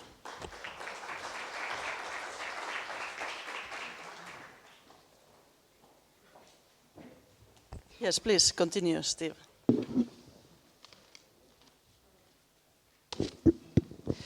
So, Veronica, the floor is going to be yours in a sec. I'd like you to address the second point about the drivers and the cooperation that's required between government and business, so we get the right synergies. So if you could address that, would be fantastic. And the second question for you is a more inspirational question, where you're going to project ourselves to 2030 and try and share with us some examples of how companies and governments have worked together, where we essentially got things right throughout the world to achieve that nature-inclusive solution to lead to that healthy and resilient ecosystem that will continue to provide its services to humanity. It's a pretty long-winded question, it's loaded, and there's lots of things in there. So what was the secret to that recipe that worked? And how different would the world be compared to today? Thank you. Yeah, just 5 minutes I think I have, so I'll try to be as fast as possible. Maybe it's easier to start from the beginning and to explain a little bit what Biodiversity in Good Company is. It's a businesses initiative. It was created by the German Ministry for Environment and for the International Cooperation in 2008 during the COP9, I think it was in Bonn, it was in Germany. So basically the business, there was a very clear message for the business. We have to engage the business. So this platform was created to yeah, just to bring together business stakeholders and to commit on biodiversity. The company, it's actually an association. It was at the beginning funded by the German ministry, and it became like an independent association, basically an NGO, 2011, so 3 years after. And we are now a platform, an exchange platform, and we are financed or supported by membership fees. Our members are companies. We work with companies in all different sectors, actually not specifically on agriculture and food, because in Germany it's already covered, so to say, the sector from other initiatives. So we really address from mining industry to services, to all different types of automotive as well. So a few years after, we started another platform because we wanted to address and to target all the stakeholders within the business scenario. So the German ministry supported us with a project which is called Enterprise Biological Diversity 2020, which is actually the platform I've been coordinating last year. And it addressed not companies, but business associations and chambers of commerce and NGOs. So we are basically working at different levels, trying to bring everyone together in the same room. And I think probably the secret that made us possible to keep working and to address in a very direct way to support mainstreaming of biodiversity within the business scenario is that we created a space, like a safe space for companies, for business associations, for all the people who are interested, also for, so to say, parties that are not really on the same page, like also for NGO and nature environmental organization to just get together, to have a place where they can speak loud, what's their troubles, what their problems, what their good practices, and how they can find different ways to collaborate together. So we organize basically like knowledge transfer, we organize conferences, we organize, of course we have newsletter and this kind of thing. So the goal of the initiative is really to give as much input as possible, to collect as much input as possible from a German perspective, but also national, international, and to mainstream. So what I can say is that, of course, with some stakeholders, it works much better. So with companies, we are actually having in a couple of weeks our annual meeting, and I will also be reporting about the dense and extremely interesting week I had in Madrid. So the companies that are working with us commit to integrate biodiversity measurements within their reports, of course, every 2 to 3 years, and they are extremely active. But I see that in general, if you talk to business associations, for instance, they're still kind of slow. I still have this challenge to make them understand how crucial actually biodiversity is, and this is part of their plan, because they're very concentrated on climate, of course, but actually it's holistic. So this is the approach. So if I have to think, and if I still have 1 minute to think 2030, yeah, I hope it can, this is just, I've been really thinking a lot these days. What can I say, what cannot not I say? But I was thinking, of course, for our initiative, we work a lot on supply chain with all the companies. And so my perspective was, first of all, I think it's important to combine 2 elements. The first one is soft skills, so to understand that biodiversity has to be integrated at different levels between companies, but on the other hand, we need really hard tools. So we need collaboration, we need governments to work in a more coordinated way, interdepartmental projects, like biodiversity cannot be divided or separated from one ministry to another. It has to be a focus, it has to be a major issue on the national agenda, I think. And so, long story make short, I wish we could have a zero nature loss supply chain for just a few sectors like automotive, energy, food and agriculture, and yeah, then 2030, this is to have such type of supply chain, it's basically business as usual. Yeah. So this is, I think I have to pass the word to Claire. So in your platform and in your project, how did you engage biodiversity? And did your company contribute to achieving the Aichi targets? And what has worked best? Thank you. Just a few words to present EDF. I'm working for EDF Group, and, which is an integrated energy company, and we are in all areas of energy business, meaning generation, transmission, distribution, trading, energy supply and energy services, and we are working on 23 countries around the world. And we have roughly 170,000 employees around the world. So to answer to your question, Veronica, we had, what is the journey that we had on biodiversity? We released the first biodiversity policy in 2006. And this policy should have been applied on the whole group, but in fact it applied only on the headquarters, which is already a big company in itself. And in 2016, our CEO developed a new group strategy, and he added to this strategy 6 CSR goals, and one on biodiversity. This CSR on biodiversity states having a positive effect on biodiversity. So with something broad, we can embrace all business units of the company. By business unit, I also integrate entities like the first one that we will have direct effect, of course, but also other entities like human resources, communication, accountability, strategy department, so which are a bit far from this kind of considerations. So in 2019, our CEO, so this year, our CEO requested for the first time each business unit which has an impact on biodiversity to formalize its contribution to this biodiversity goal. This is the first year, so meaning that at the end of the year or early next year, we will have to report for the first time to the ExCom on this subject. Which is quite an exciting exercise, but it's something new. Why has he been able to take this commitment? Because a few years before, we took the opportunity to engage in two external propositions.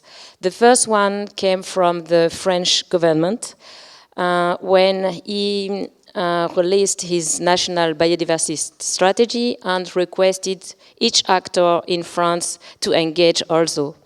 So, and he requested each actor to engage with a letter signed by the CEO. That's what we did in 2014. And the second engagement that we took, which came from an external body, was the Act for Nature commitment. It was in last year, and we joined this initiative with 65 companies, and we committed on biodiversity. Joining external initiatives are very important for us because you not just commit to something, but you join a group of practice that will regularly meet to discuss on this question. And to meet on the time, along the time, is very important for us to progress. Yeah, and then we come to the second question, which is, to what extent do you think government initiative was instrumental in changing your practices at business level? And if you can share some examples.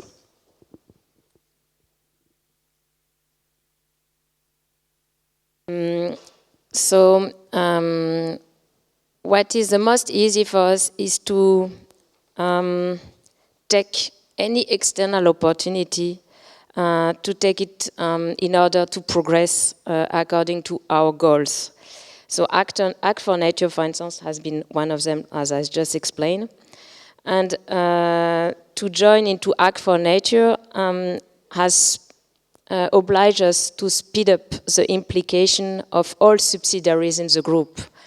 So we will meet next year, in January next year, for the first time with all biodiversity reference of the group, and to draft a smart action plan at the group level. So, and to transform also our commitment in something more, in something smarter. I mean smart like measurable, achievable, and everything. It's not smart, the word. Something very important is to make each entity responsible to identify how biodiversity issues, how they deal with biodiversity issues inside their activities. So we need the implication of all business units. So we need to find allies in some specific department where it's not obvious to deal with biodiversity. And we need to find these allies, especially for them to explain us what are their mindset, what are their concerns, and how they think, and to put biodiversity into the right area in their department. What is very important also for us is to find group of peers, internal or external. This is the most effective way of progressing. And we do it with also externally with many platforms, and also with NGOs, national or international. And the last thing, but not least, is I think biodiversity can be inspirational to also change the way we organize or we work internally on a subject. If we look at a biodiversity or ecosystem, we will find there all ingredients to develop collective intelligence into an organization. So we are just at the beginning of the journey there, but I think it's something very powerful. I think we need to continue, please. Yes. Yeah. So I will ask you, Javier, two questions. First, how should we utilize the policy instruments available or from other policy fields to accelerate mainstreaming of biodiversity? How can government best support businesses to scale up their nature-inclusive solutions?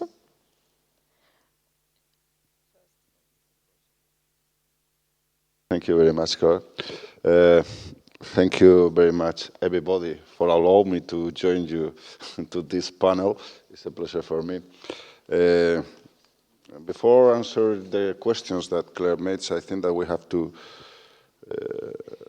focus where we are now. I think that everybody is agreed that we are facing what Sun has called the environmental emergency in the world, with three principal items that are climate change, loss of biodiversity, and of course the disponibility or availability of natural resources. We are facing these three elements, and we are in a real crisis that we have to face all together now. And this is because it's an emergency, because we don't have time enough, and there are only one plan A to face it in a good manner. Talking about biodiversity, IPBES has remembered us in last May where we are. We are worse, very worse than we thought some years ago. The loss of biodiversity is much more bigger than we have never thought. We have been now facing that the loss of biodiversity is the biggest that we have had in the geological register. And this is a real voice of alarm. We have to make all what will be in our hands to face this challenge. But although this IPBES report has shown us the problem, also give us an opportunity. And it's clear when this report remind us that we have time to recover, to protect, and to make all the actions to recover our biodiversity, our landscapes, our environmental services, the ecosystem services that are crucial for our presence in the world. And there are many things that we can do, for sure. One of them is to improve circular economy as part of a global solution to face these 3 points that I have mentioned.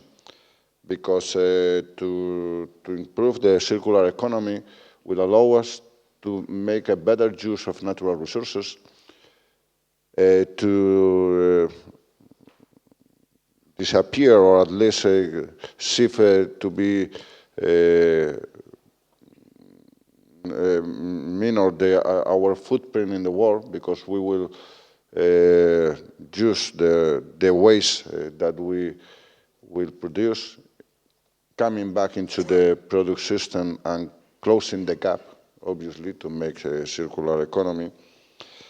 And for sure, nature-based solution will be a key element in the development of this circular economy. Also, we have the environmental assessment in the ways of impact and strategic assessment to integrate all the activities that we can make and to take into account all these elements that will be necessary for this target that we will have to follow up. So the policy instruments and the regulation tools that the government has in these fields mentioned are really very relevant and lead us to a systematic transition in which circular, safe, and sustainable climate-neutral production and consumption models and nature-based solutions become competitive. That this is the key element that all the enterprises will have to do. And also, I would like to mention as an example of Spanish government support with the Biodiversity Foundation that has been a part of this, of the arrangement of this meeting. In Spain, we launched some time ago the Spanish Business and Biodiversity Initiative that works hand in hand with a selected group of more than 25 companies and strategic partners. It has been working for the last at least 8 years, and they have developed important documents, and they have integrated nature-based solution and ecosystem approach to the day-to-day working. Today we have the pleasure to release the second triennial balance report of this initiative that we have on the table, and I think it's also outside in the hall, that shows many best practice that has been developed in this framework, taking biodiversity on board for the business of these companies. This report is a modest contribution of Spain, showing what can be achieved when the business sector takes a step forward and pave the way for better considering biodiversity in their activities. As I said, you can find copies of this report in the venue of this hall.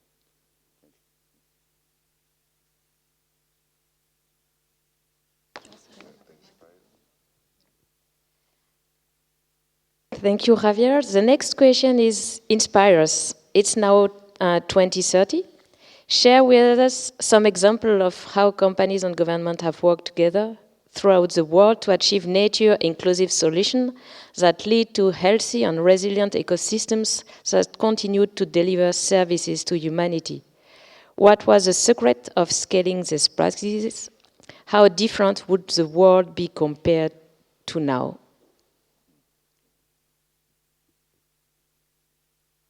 Thank you, Claire. It's a nice question, and I think that I don't know if it's inspiring or really difficult to answer. I can imagine what we will do tomorrow, so I think it's very difficult to imagine what will happen almost 10 years ahead. Obviously, I would like a world where all the nature-based solution and the biodiversity will be well conserved, well preserved, and well restored also. And I would like to see a world where these questions will be plenty integrated in the core of the business and in the core of all the companies. Instead, their size, there will be big, small, or medium companies. I think that biodiversity, as some of you has mentioned, and I'm sure, because we don't have any opportunity, I'm sure that in 2030, all these companies will have in the core of their bodies plenty integrated nature and biodiversity. Because, as I mentioned, I think that there is not plan A, another plan than we have. There is no plan B, plan C, or plan D. We have short time to face and to solve the problems that we are facing. And I'm sure that in 10 years, if we don't have been be able to incorporate all these questions in our way of work, the world would be much more worse than now, obviously. So I'm optimistic in this, although maybe in a pessimistic measures, but I'm sure that we will have this new framework. Obviously, all business practice will have to take into account these questions.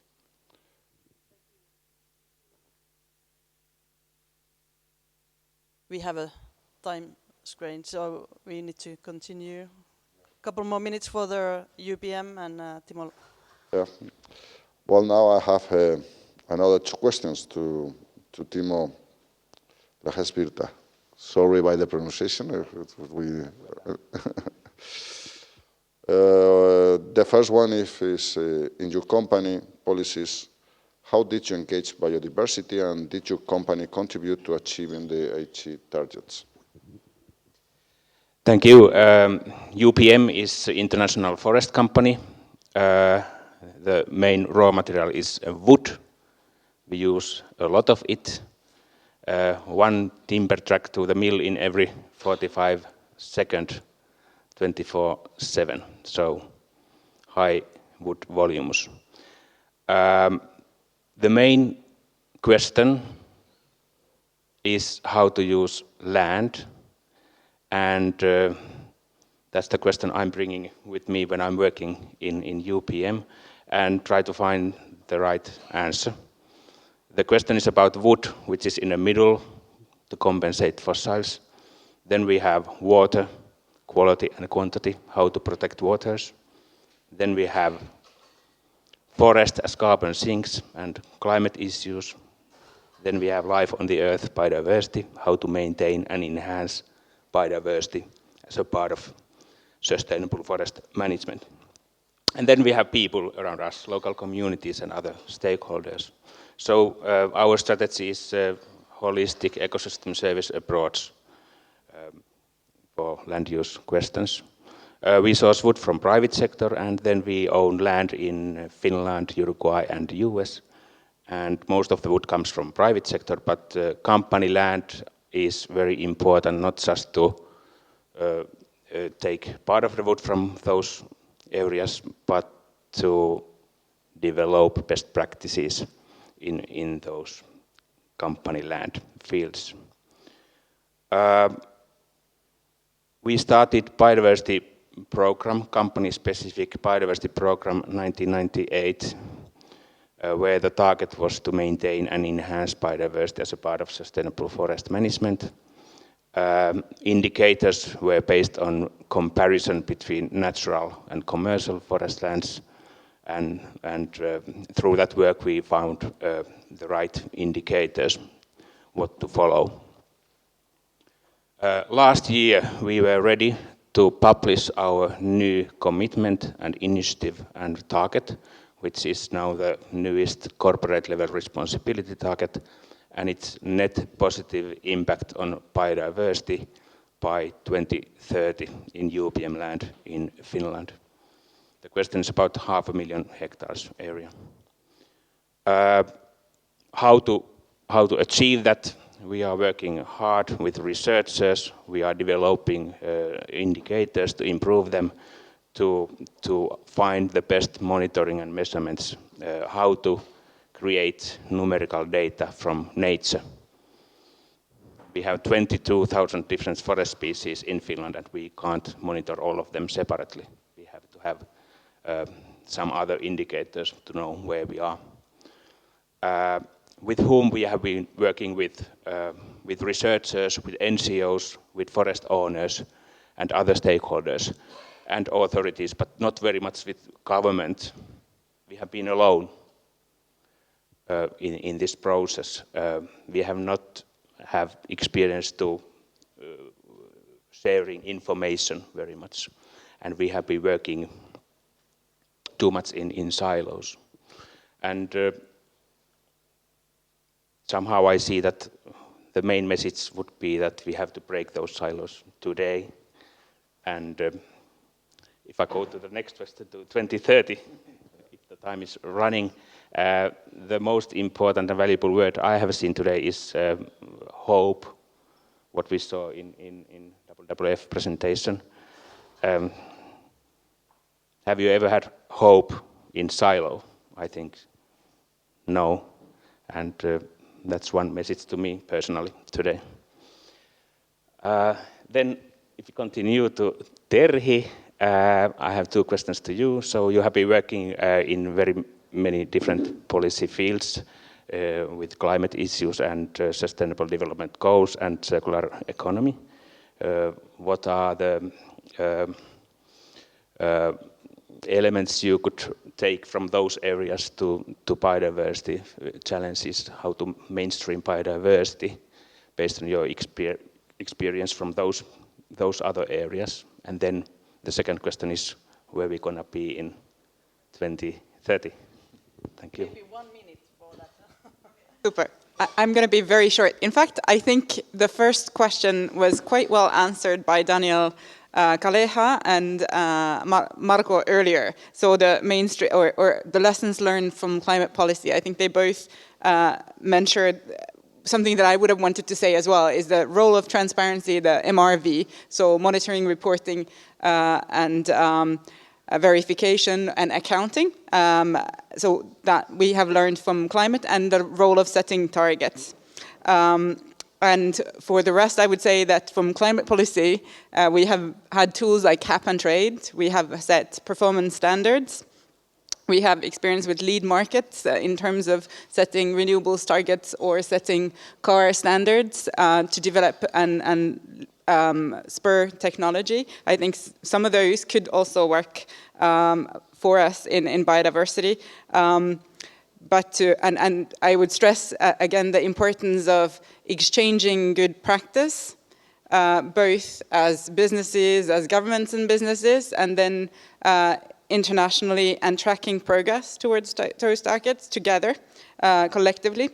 But I think so just to draw the most important things to do, learning from the climate experience, is to set meaningful goals, that's at the international level, and then translate them to the European and national level, and to develop the key standards, the mandatory MRV policies as soon as possible, and probably at the EU level. Now, I'm going to be looking quickly to 2030. I think we've already been there with Javier and Veronica. I'm thinking that this is now a class of graduate schools of environmental management graduates, and we're looking back at 2019 and looking how we managed to then bend the curve and turn the loss of biodiversity.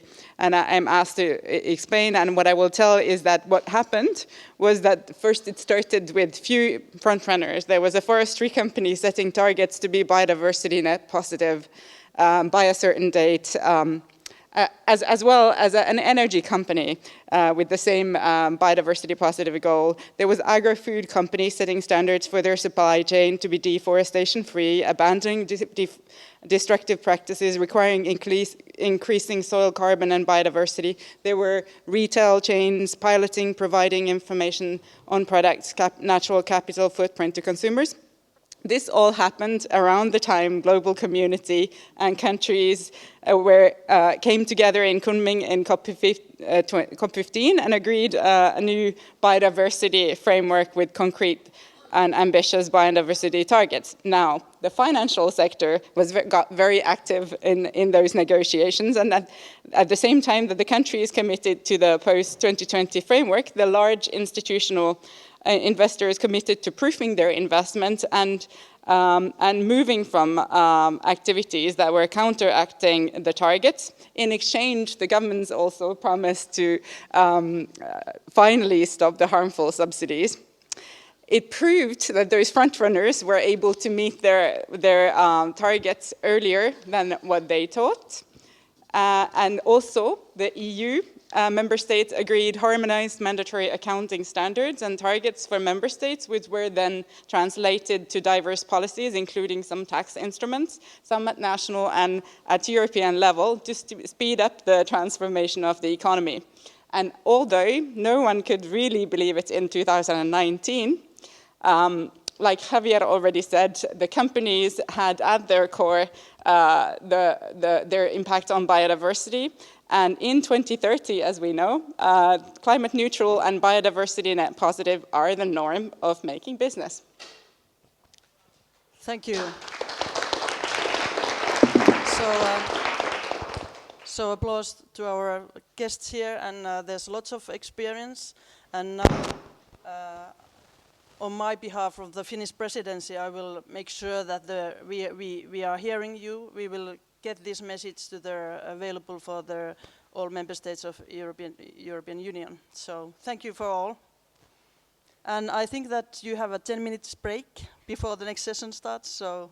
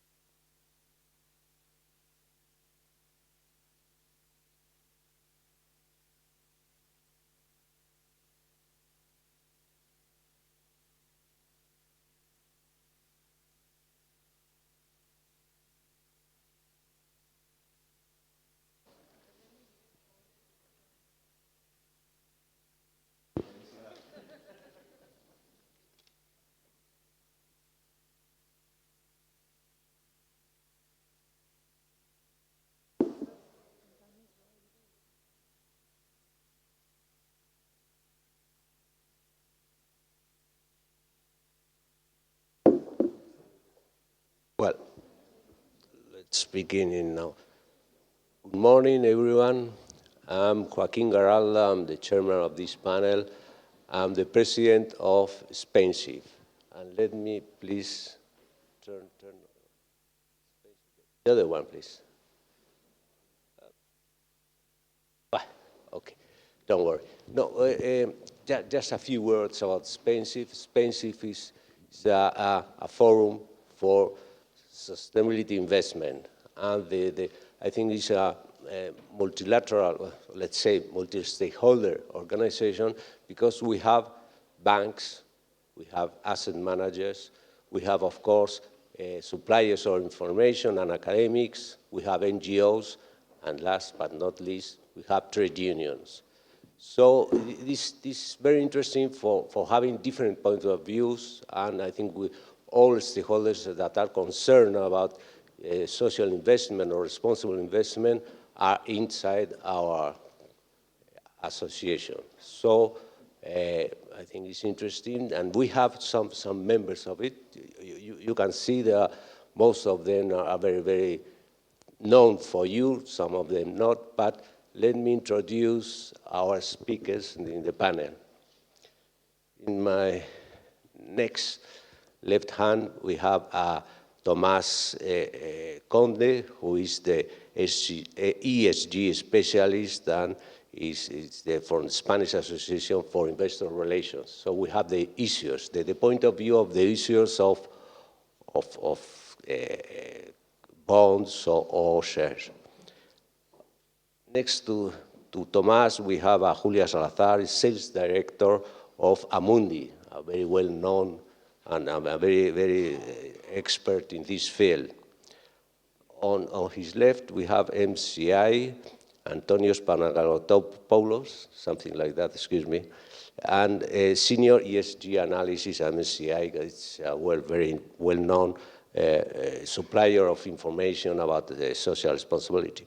And on the last, but not least, of course, CaixaBank, we have Sandra González, que es directora de Banca Responsable de la Caixa, CaixaBank, to be precise. Well, we have different point of views, and I think it's interesting because in some of the previous comments, they say, well, finance is very important. It's very important to advance. Sometimes it's the key that keeps a little on the shadow. But let's speak about it. And so I have some questions here. And the first one is, well, let's have just a small presentation from everyone, because some of them, perhaps you don't know their organizations. So please, just 2 minutes about every organization and to know about it. And afterwards, we will discuss about the evolution of social responsibility investments. Please, Tomás. Thank you so much for the invitation and for the presentation. Well, I represent here today IRD, which is the Spanish Investor Relations Association. It is a private association of over 40 members. 86% of the market cap of the stock exchange here in Spain is represented. Most companies belong to not only listed companies, but also issuers too, although they are not listed. And and I specifically work on all the implications of ESG. This is kind of a brand new position for the last year. And previous to that, I spent 26 years at BVA and some of them in Washington at the IIF. So this thing that maybe 4 or 5 years ago was kind of brand new and nobody knew the acronym of ESG now is all over.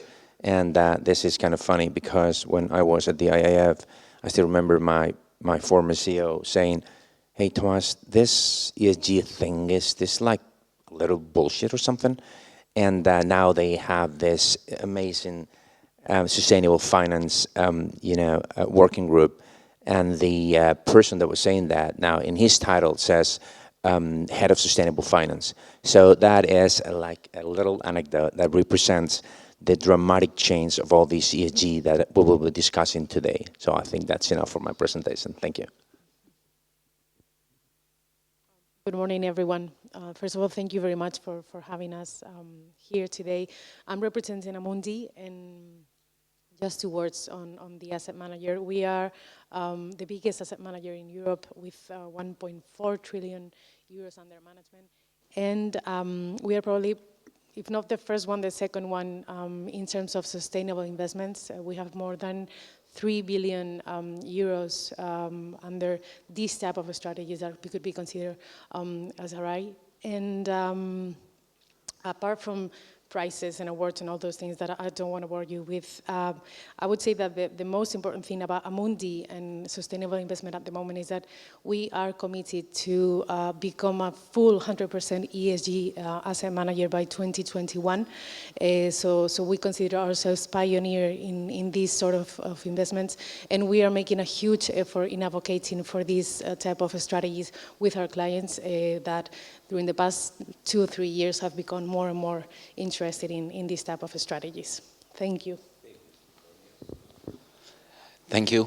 First of all, many thanks for the invitation. I represent MSCI. MSCI is the leader in providing ESG data. Aside our ESG research, analysis, and data, we also have our index business, our analytics business, and our real estate business. We are hoping that we can combine all of them with an ESG profile. Personally, I'm Antonio. I worked for the past 4 years in ESG research. I'm the industry lead for oil and gas and climate change.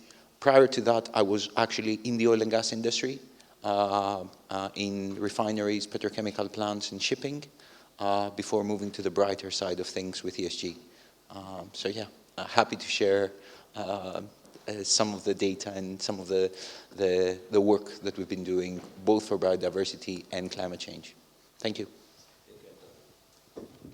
Hello, thank you for the invitation. My name is Sandra Gonzalez and I represent CaixaBank. CaixaBank, for those of you who don't know it, is the leading retail banking in Spain. It's also a strategic partner of Obra Social La Caixa, which is the organization that is hosting this event. I'm coming from the banking perspective, but I also wanted to point out that CaixaBank Asset Management Company and the Pension Plans Company, which are among the leaders in the Spanish market, they joined the United Nations Principles for Responsible Investment back in 2009. Both of them, they have a strategic plan to also achieve the whole portfolio, the whole investment portfolio to be managed under ESG factors. They are almost there. They have been working towards it for a long time. We still have a little bit to go, but just as my colleagues, we think that it's very important. I guess we will talk about this. Thank you. Well, the first question is about the evolution, the point of how social investment it has been so, let's say, popular years ago. So I would like to ask Amundi, because you have a long trajectory in this field. How do you see this evolution, your point of view about how it will work on the future? So, to be fair, it has exploded in the last 5 years. Up until now, it was something that we could speak about with maybe some institutional clients, foundations, NGOs, and that was the bulk of our clients for the past 10 years maybe. So if you see our assets, most of them are for these type of clients. But the good news is that for the past 5 years, especially last 3 years, I think this is unstoppable, and it would be surprising if we go to a client and speak about this and they are not interested. Actually, apart from the asset management and the vehicles that we launch and the strategies that we launch for them, we are getting more and more requests for advisory to help them become a full asset manager, a full bank dedicated to these type of investments with ESG criteria. So if we see the trajectory of Amundi, I would say that the growth, the pure growth average has been 25% per year for the last 10 years. So it's really good news, and as I said, I believe it's unstoppable. Comment on it, or perhaps I will ask Sandra, because you said that CaixaBank is, CaixaForum, CaixaBank, they are very connected as the foundation, and so usually the foundations used to be the drivers of social responsible investment.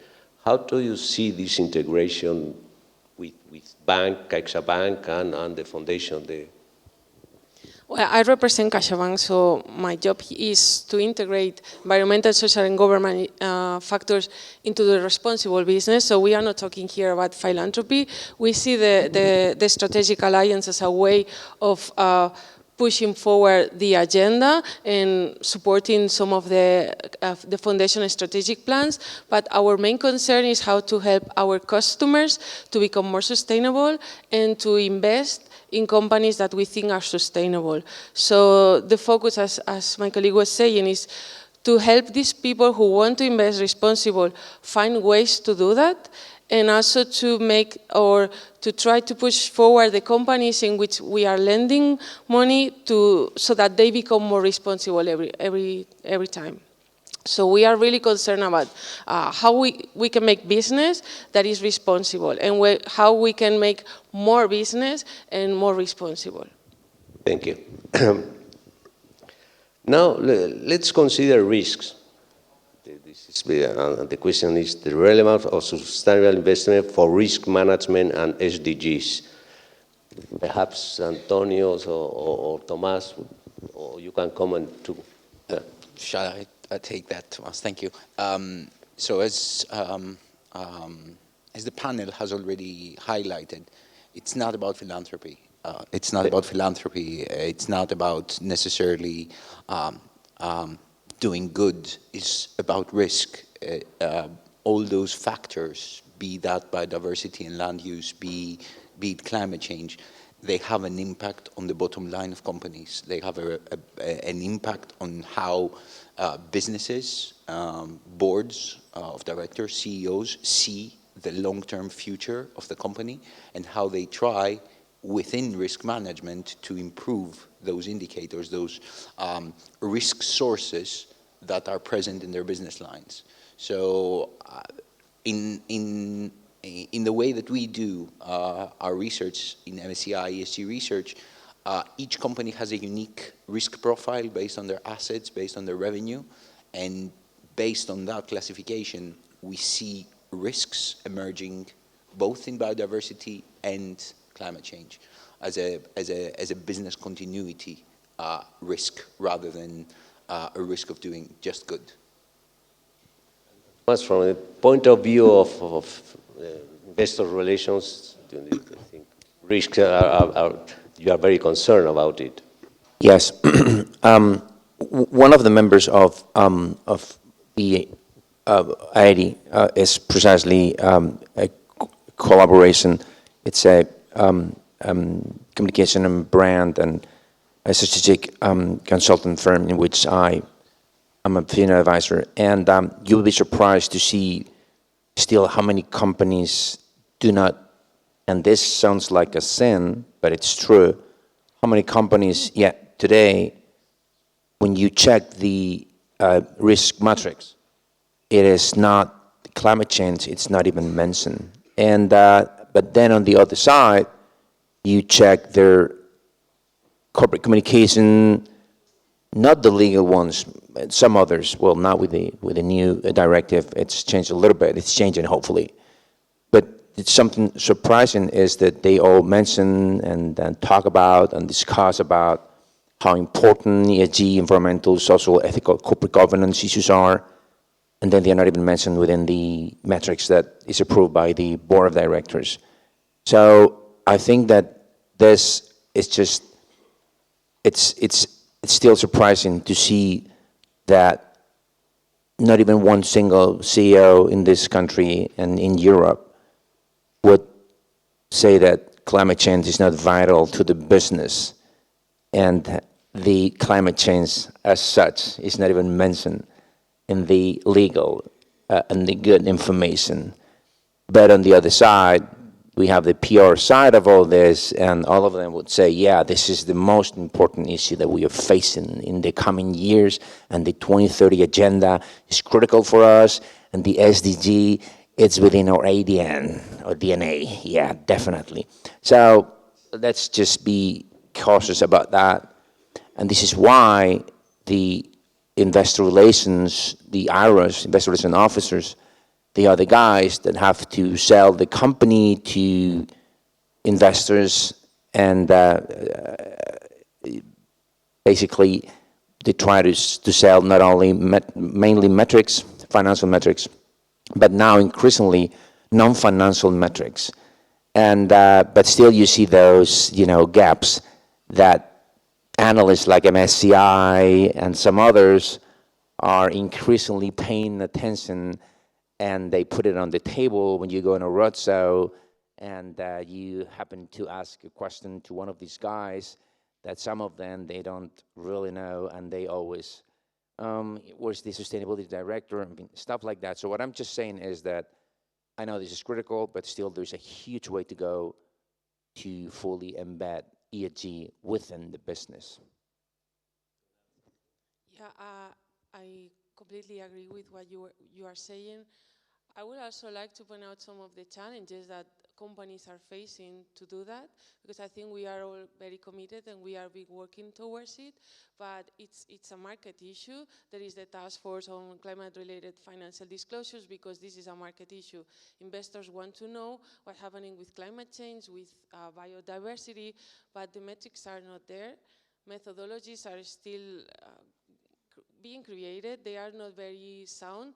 And I also know that financial people, they really like to have everything with mathematical models and everything very clear. When you come and you are start talking about scenarios, but you do not really know because there are no public data as well. And we also have a challenge. You were talking about the non-legal reports having financial, environmental or social information.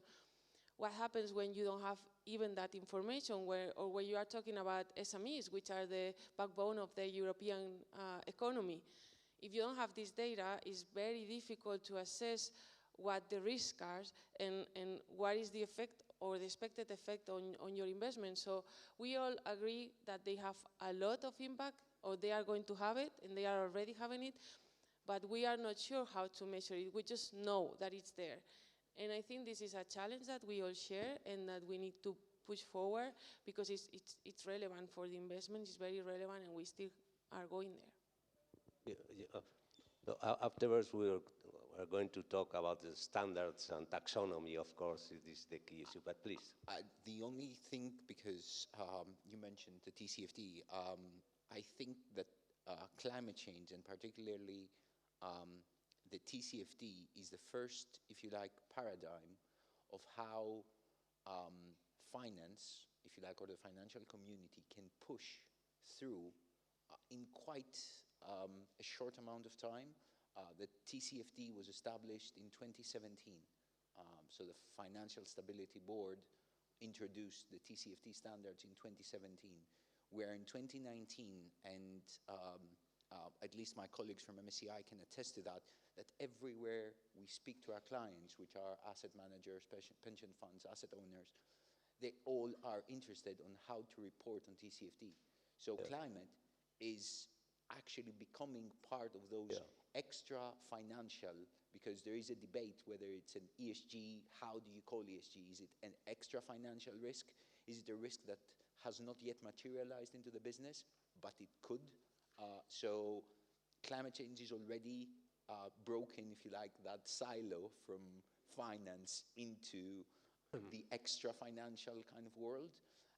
And I think for any initiative into the future, getting the buy-in from the financial community will ensure whether this will be a success or not. Well, Julia, you are in the middle because you are an asset manager. What's your point of view about this idea of issues and markets? And do you agree with Tomás that said? Okay, I have two perspectives: the financial community, but also the investors, the final investors, which is also important to realize.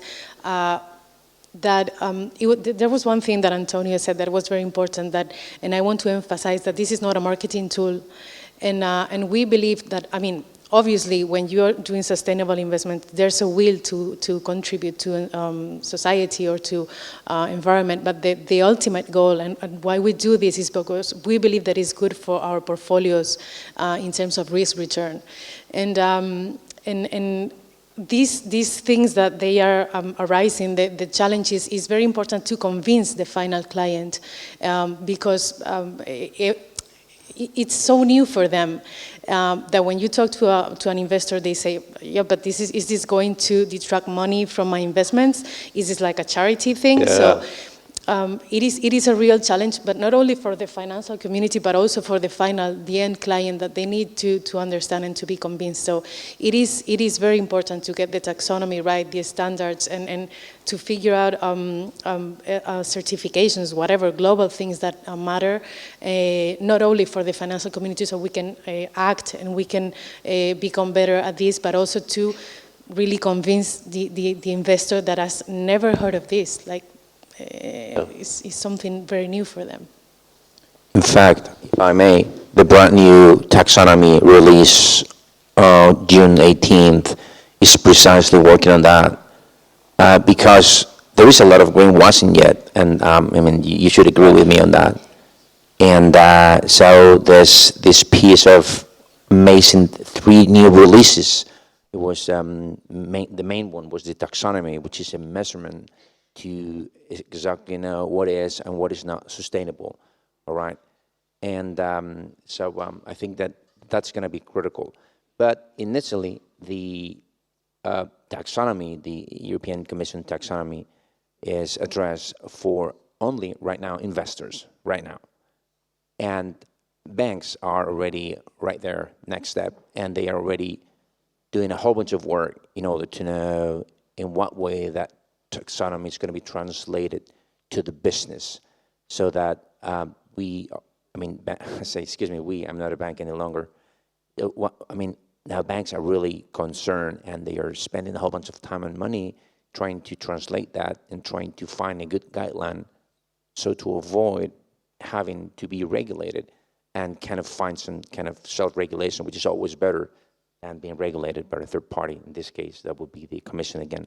But anyway, I think that, for me, what I wanted to underline once again is that they mentioned greenwashing like maybe 20 times. And so that's one of the most, repeated words. So I think that this is all definitely helping.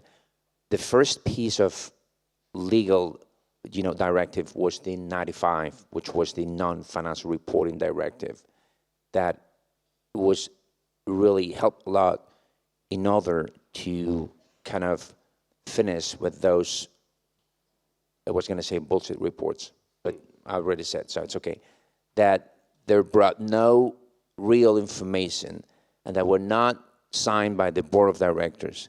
And now you have, well, each country has been transposed in a little different way, but the Spanish transposition is not only 1 year old.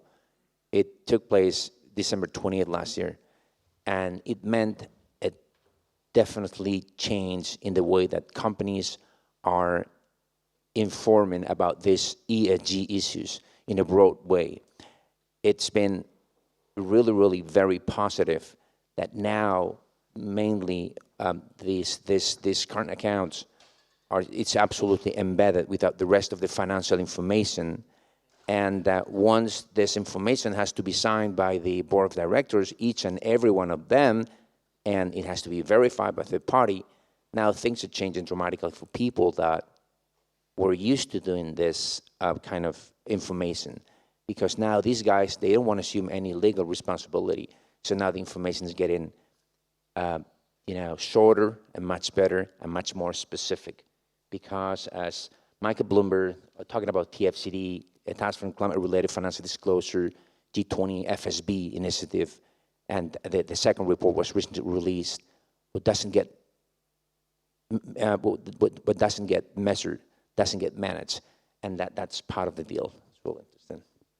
And the point of view of banks, because at the end of the day, you have to speak to savers, the ultimate owner of the companies. Are you doing a lot of effort? Do you think that banks are reacting to it or not? Yeah, definitely. Banks are reacting to it. There is the United Nations Environmental Initiative for the financial institutions. There's a lot of work being done because as the banking industry, we feel that we need to develop our own methodologies and try to translate the taxonomy, which was taught for investors, into our lending portfolios as well. And we, at least in CaixaBank, we have been working a lot about this. We have been implementing the taxonomy internally, but we are also doing engagement with our customers. We are going to some companies and some sectors and saying, we are concerned about these issues. We want to see clear signals that you are going to make some changes in a timely way. And if we don't see those changes, things may change in our relationship. That's for the big companies. With retail customers, this is still an incoming thing. You can see that with millennials, with Zs, they are more interested about that. With high net worth customers, with institutional customers, retail is still a bit, I would say, a challenge that we have in the whole country. But we are still engaging with them because we see that that's the way forward. You cannot not manage environmental, social, and governance risks because they are financial risks. So we need to do that for our customers. So if we do that, we are going to be safer as a bank and more profitable, so they are going to have a better service in the end. So it's not that we see the retail demand coming, but we are still pushing it, and we are engaging, and even some points we are not investing or we are not lending to some companies that don't have clear signals that they are taking this seriously. And we are also working as an industry to develop these tools, because everybody's saying we have to align our portfolios to the Paris Agreement, but how do we do that? What is the data? What does it mean in practice? What is the GHG emissions distribution among sectors, and what is my share, and how do I do this? So there's still a lot to do, but I think that, as you were saying, there has been a lot of movement in the past years, and I would say it's general, and if you talk to people, all the teams are really working, and there are a lot of teams working on this. Yes, we have to tackle the issue taxonomy, because it is the word that before it was not well known, but now in the financial sector, taxonomy, it's a kind of, for some of them, it's a kind of scare, because it's the first report was more than 400 pages. 414. Yes. So, very good report, let's say, but difficult to understand and to differentiate among activities. It's not about sectors, not about companies, about activities. And next, do you think it's the right approach, or we are in the right direction, considering that we have a lot of methodologies, a lot of initiatives, standards, etc., etc.? Do you think that the European Union is in the right approach? At the end of the day, it would be the only standard in the world. Amundi, what do you think? Excuse me. Say Amundi, but it's Julia. Julia, excuse me. Julia, what's your opinion?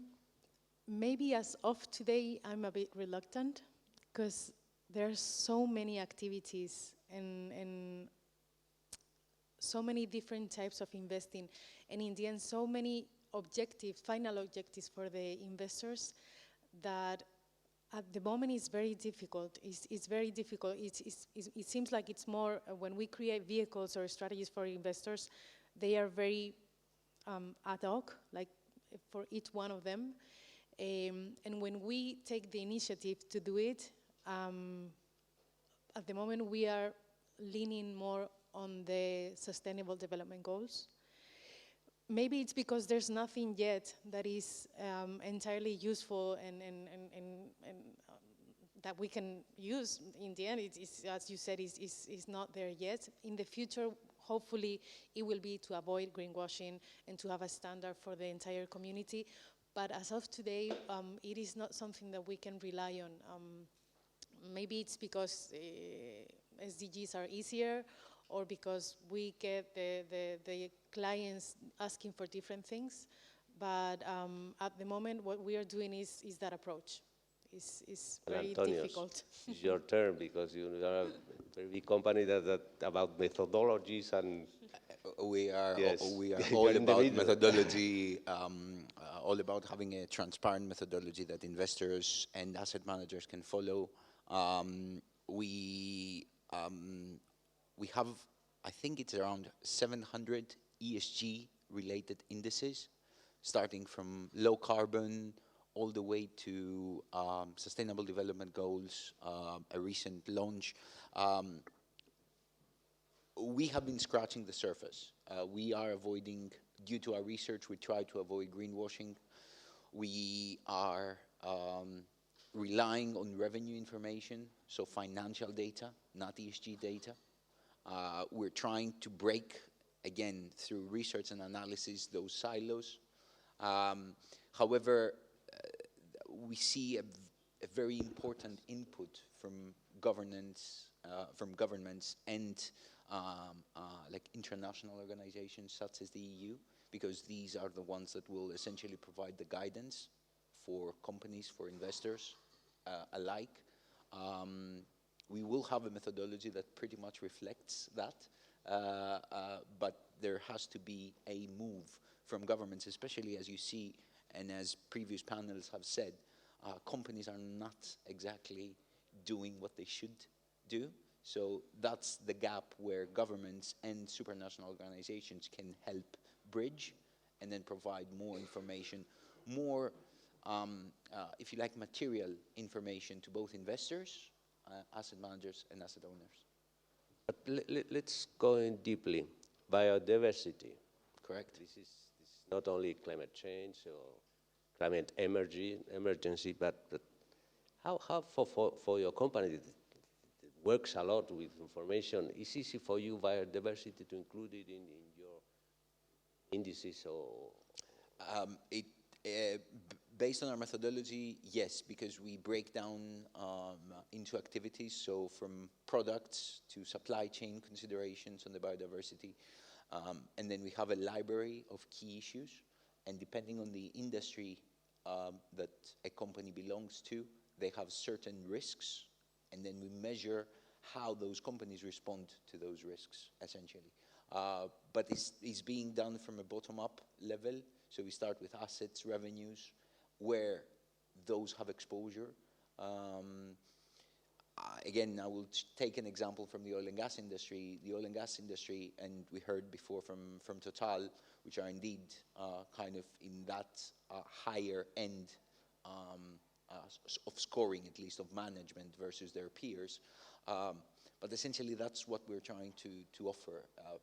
Have certain standards, measure companies how they meet those standards, and then rate them as a peer set. So see who are the laggards and who are the leaders. And for biodiversity and land use, there are many risks with regarding oil spills, regarding water use, or water stress, depending on which area you have your operations or where you gain your revenue from, and others. Very detailed, very transparent methodology. If I can share the experience of Amundi to show how difficult it is at the moment to process all the data. We are trying to measure all these impacts, and we are doing it manually. We have people doing surveys to companies with questions on terms of different KPIs on what is the CO2 emissions avoided, what is the, I don't know, the water used, all these things. The lack of international standards made us do it manually, one by one, sending maybe, to give a specific example, for our education fund, which is a fund that helps with the 4th SDG and tries to get education to everywhere and blah, blah, blah. We have to send the list to all of our companies invested of a number of pupils enrolled, number of classes, number of beds in dorms, all these things, and we gather all the information manually. So that's one of the difficulties at the moment with the standard, not having the standard data in the industry. I will just add to that because we're facing exactly the same problem, we have over 325 full-time employees that are working on ESG, only on ESG research, just to cover the lack of standards and the need to do manual work. The lack of standards and the abundance of standards, because sometimes there are so many standards that you don't know which one to choose, and companies, we are lost here, because we used to have, in terms of reporting, okay, we started with reporting because reporting should be an inventory of what you do, and if you get a good reporting, it means that you basically are, informing about what you do. So we started using the GRI, the CDP. Now suddenly we get the Task Force on Climate-Related Financial Disclosure from G20 and FSB, and now we have a new taxonomy in place. And then there are some, and then you have the Network for Greening the Financial System, which was basically. It's a bunch of central banks working around greening the financial system and all that. And the problem is that, all this lack of standards due to those many standards around does not allow companies to properly report on or impacts in terms of environmental or biodiversity or whatever. By the way, biodiversity as such is not even mentioned within the European Commission Action Plan, not even once, which is amazing. So as I was saying, one of the 10 initiatives that the Commission said was going to do, the very first one was precisely the taxonomy and the specific definition. I think that's really interesting because the taxonomy is a tool to help investors understand whether an economic activity is environmentally sustainable. It is a common language between investors, issuers, and policymakers that can build confidence that investments are meeting robust environmental standards and are consistent with the high-level policy commitments such as the Paris Agreement. So I think that this is because, if not, I mean, we don't even have a common language here. I mean, the problem, I attended 3 weeks ago at EY this very interesting report release that was after a year of applying the already mentioned Law 11 here in Spain, which is transposition of the directive. The very first conclusion was each company calculates the data in a different way to answer the same indicator. So there is no way that we could compare one with each other. There's no way.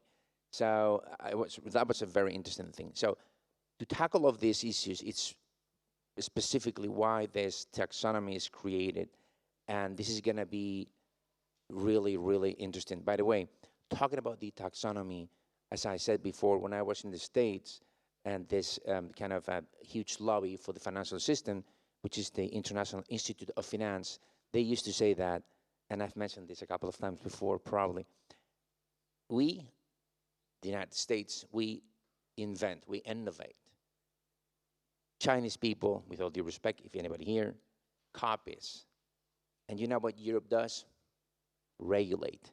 You know, we love regulation.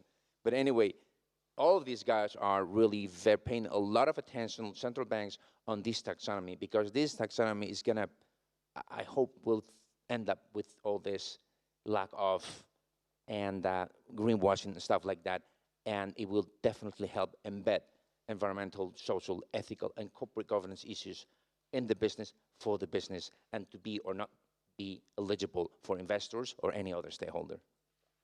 Well, before we give the microphone to the audience to have any question, yes, I would like to propose you a tweet, just very short sentence, and concerning the tragedy of the horizon that says, the governor of Bank of England. How long? Is 3 years, 4 years? Because everybody agrees this long-term climate, etc., etc. But what's your point of view? It's only 3 years or 10 years? The more you leave it, the sooner it comes. Sorry, the more you leave it, the sooner in the horizon it will come. And your bet? And my, sorry? Your bet about for how long? Is in 5 years you will see clearly or not? I will borrow from climate change part. The IPCC in its newest report said that any new financing or any new, like a greenfield operation, is probably going to become stranded in oil and gas. So starting from that, and depending on which scenario you believe, I think you've mentioned that before, there are around 220 scenarios about a 2-degree world currently out. So depending on which scenario you choose to do, then my bet would be 2025. But again, that's just Sandra? I wish I have a crystal ball, actually. I don't have the crystal ball, and I really don't like to bet. I'm a bank. We are very safe institutions. I don't have any idea. I just know that we need to tackle this now, because by the time we have the methodologies and the data and everybody on board, climate change, it's already here, so it will be too late. Julia? I'm just going to bring the good news, which is that we believe that it's not going to be the methodology or the governments who are going to push this. Thankfully, it's going to be the society, and we're seeing it. So I think I'm positive about this. So we need the methodology, we need the push of the governments, but I believe it's going to be more the society which will bring this. From the point of view of the pragmatic. Disagree. Once again, I disagree. This is about, at the end of the day, I'm sorry to say this, regulation is the only way. I mean, because if not, you know, things will keep being the same. Now we have a great framework, which is the... How long? How long? How long? I would say 2030 sounds good to me. All right. So, please, the audience, 1 minute, but no question, just 2 questions. I have permission here. If it's long, just one. I've got 2 questions. You can choose which one you answer. I just like to ask you your perspectives and views in how you plan on uptaking, you know, the natural capital concept across your businesses. And the other one is more personal, but it's just too tempting because you're all here up there, is how you take on board asset devaluation linked to climate change impacts. You can choose which one you answer. Sorry, my name's Steven. I work with Total. Yeah. I heard you before, Steve. So should I take both? Sorry, the second question, I'll start with the end, which is about devaluation.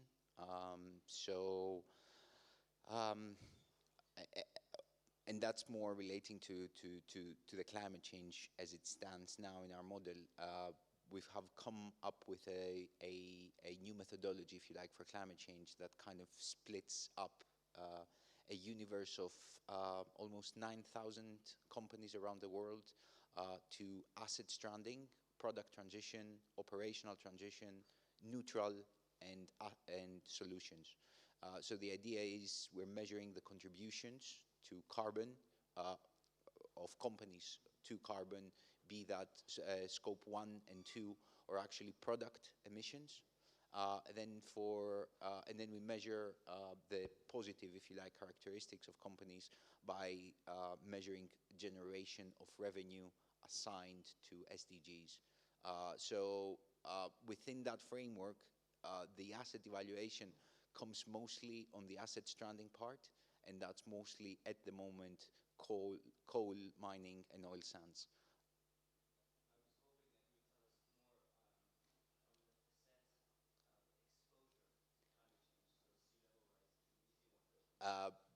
That's more on the physical risk.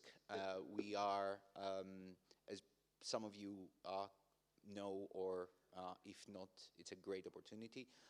In September, we have acquired Carbon Delta, which is a fintech company based out of Zurich that are doing exactly that, mapping physical risk and also mapping transition risks. Whereas the transition risk was something that, because of our bottom-up kind of approach, we could see it in certain valuations. The physical risk was, let's say, not so in the forefront. However, we see that, and especially on the real estate business, we've just issued a new paper on real estate and rising sea levels. So again, the physical risk part is starting to come much more into the debate. However, we do see them as complementary, the transition and the physical risk. The more you let transition risk grow, the more you will go into the physical risk kind of bucket. So in a way, we're trying to tackle first the transition risk, and the physical risk comes as a direct consequence. But to finish, just 2 comments as chairman. It has been very interesting, thank you. Just first one, regulation or the industry driving this movement pro the idea of financial climate change and biodiversity. Well, perhaps there are some organizations that are front runners, and they are here. But the rest need the regulation to jump into, because at the end of the day, they say, well, we are smaller, etc., etc. This is a couple, the front runners and the regulation for the rest of the group. Perhaps for the front runners, they say, hey, listen, just soft law because we made our methodologies or whatever, and so they don't like it. But I think they have to tackle this. And the second comment is eco-label. I think if the taxonomy achieves an eco-label and it's a standard, it could be a very important driver. Because at the end of the day, it's easy for the market, for the banks, when they speak to their clients, hey, has eco-label, yes or no? And this is easy solution, easy decision, but it's not, the journey is long for now. Thank you very much. Thank you for your cooperation, and thank you for the audience for your attention.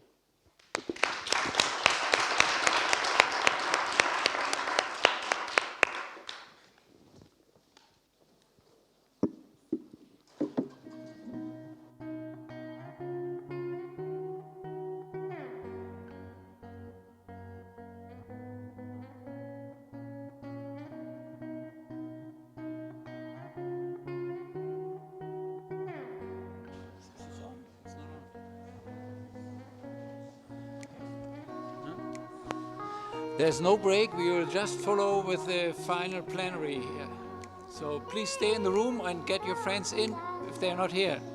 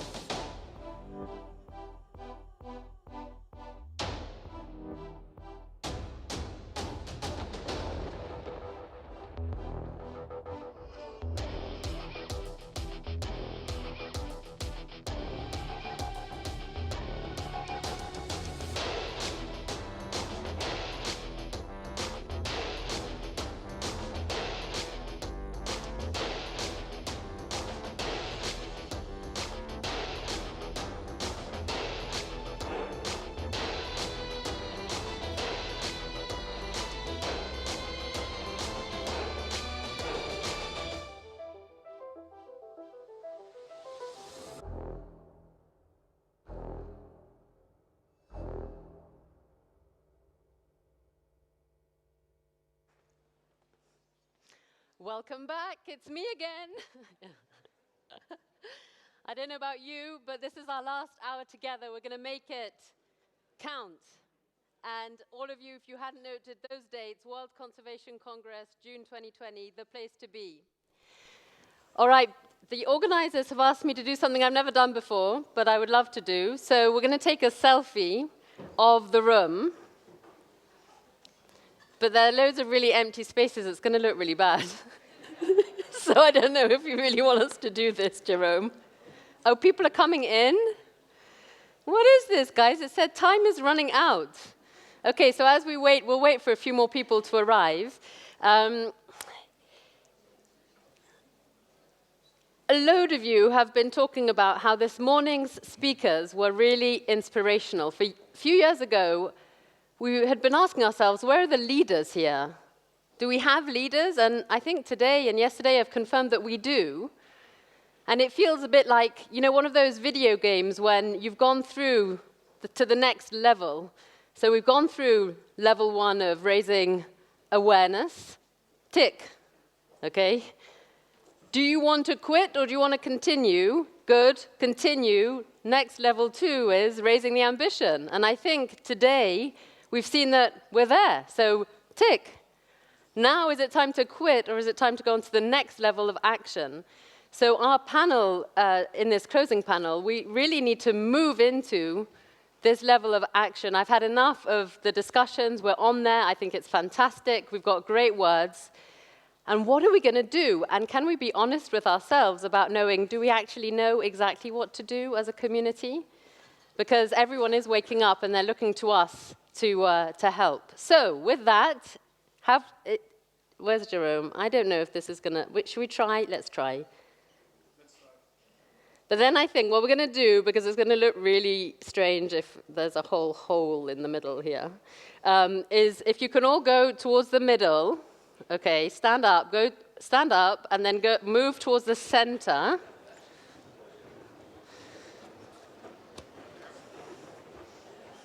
That's good. Ah, you also take one. Good, good. They want a selfie, okay? Ah, perfect. Okay. Yeah. Oh, amazing. Okay. Yeah, stay standing. Standing is good. Yeah, it looks fuller. Yeah, looks like there are more of us if we're all standing. Okay. Now wait, I'm going to throw this because I'm going to hold it up. Ah, you want it? Ah, who's going to catch it? Okay, you ready? It's like, who's going to get married next? Let's see. Okay. Oh, Chevaux, sister. Okay, here we go. Now, this is what Jerome wants me to do, so I'm not very good at selfies.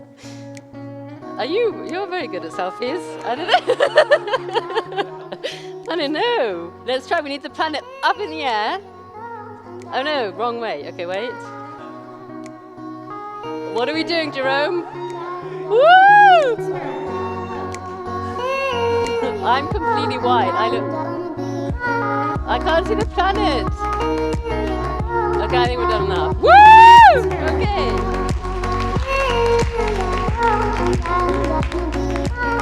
Now the spirits are high. We're going to keep up the energy. I'm going to invite on stage a bunch of people. Thank you, thank you. It's my great pleasure to now invite the closing panelists to stage.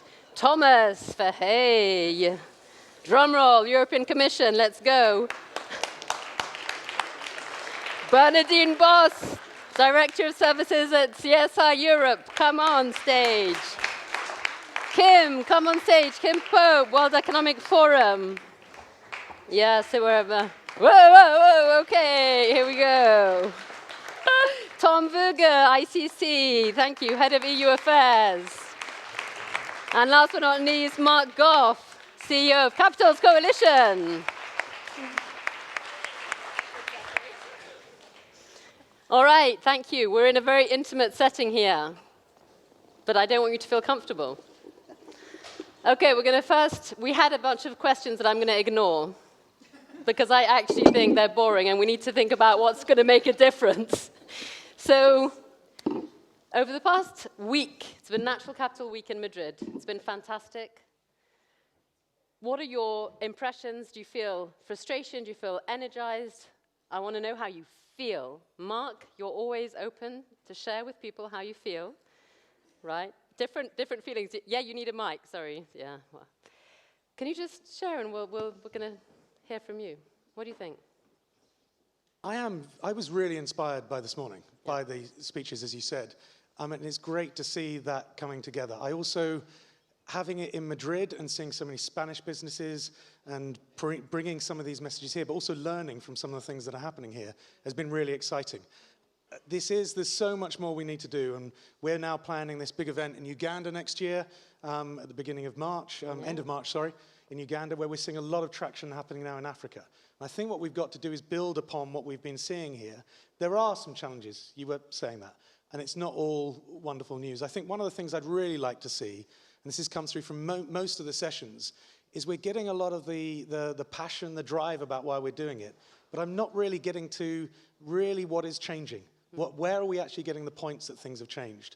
So one of the things we're going to try and do next year is to bring together the stories where we can start seeing those changes. And there aren't as many as we would really like. There's lots of activity, but try and really focus on the change that's occurring. The impact is where we need to go to next, I think. Thank you. Let's just go, is it okay if we just move along? What have your impressions been, and how do you feel? Well, unfortunately, I only arrived yesterday afternoon, so so you feel frustrated to have most missed of the a fun lot I of seem this to have missed, conversation. and so yeah, I feel frustrated about this, but sounds great. Certainly, this event I think is exactly what you said before this, moving from awareness raising, talking about what needs to be done, to actually doing something. So it's great to see that happening, and certainly from the International Chamber of Commerce, that's exactly what we're trying to do. I just been in a discussion last week with our Secretary General and most of the Secretary Generals of the European National Committees of the ICC, where we really talked about the future and the topics we want to talk about there. And that was exactly John Denton's point.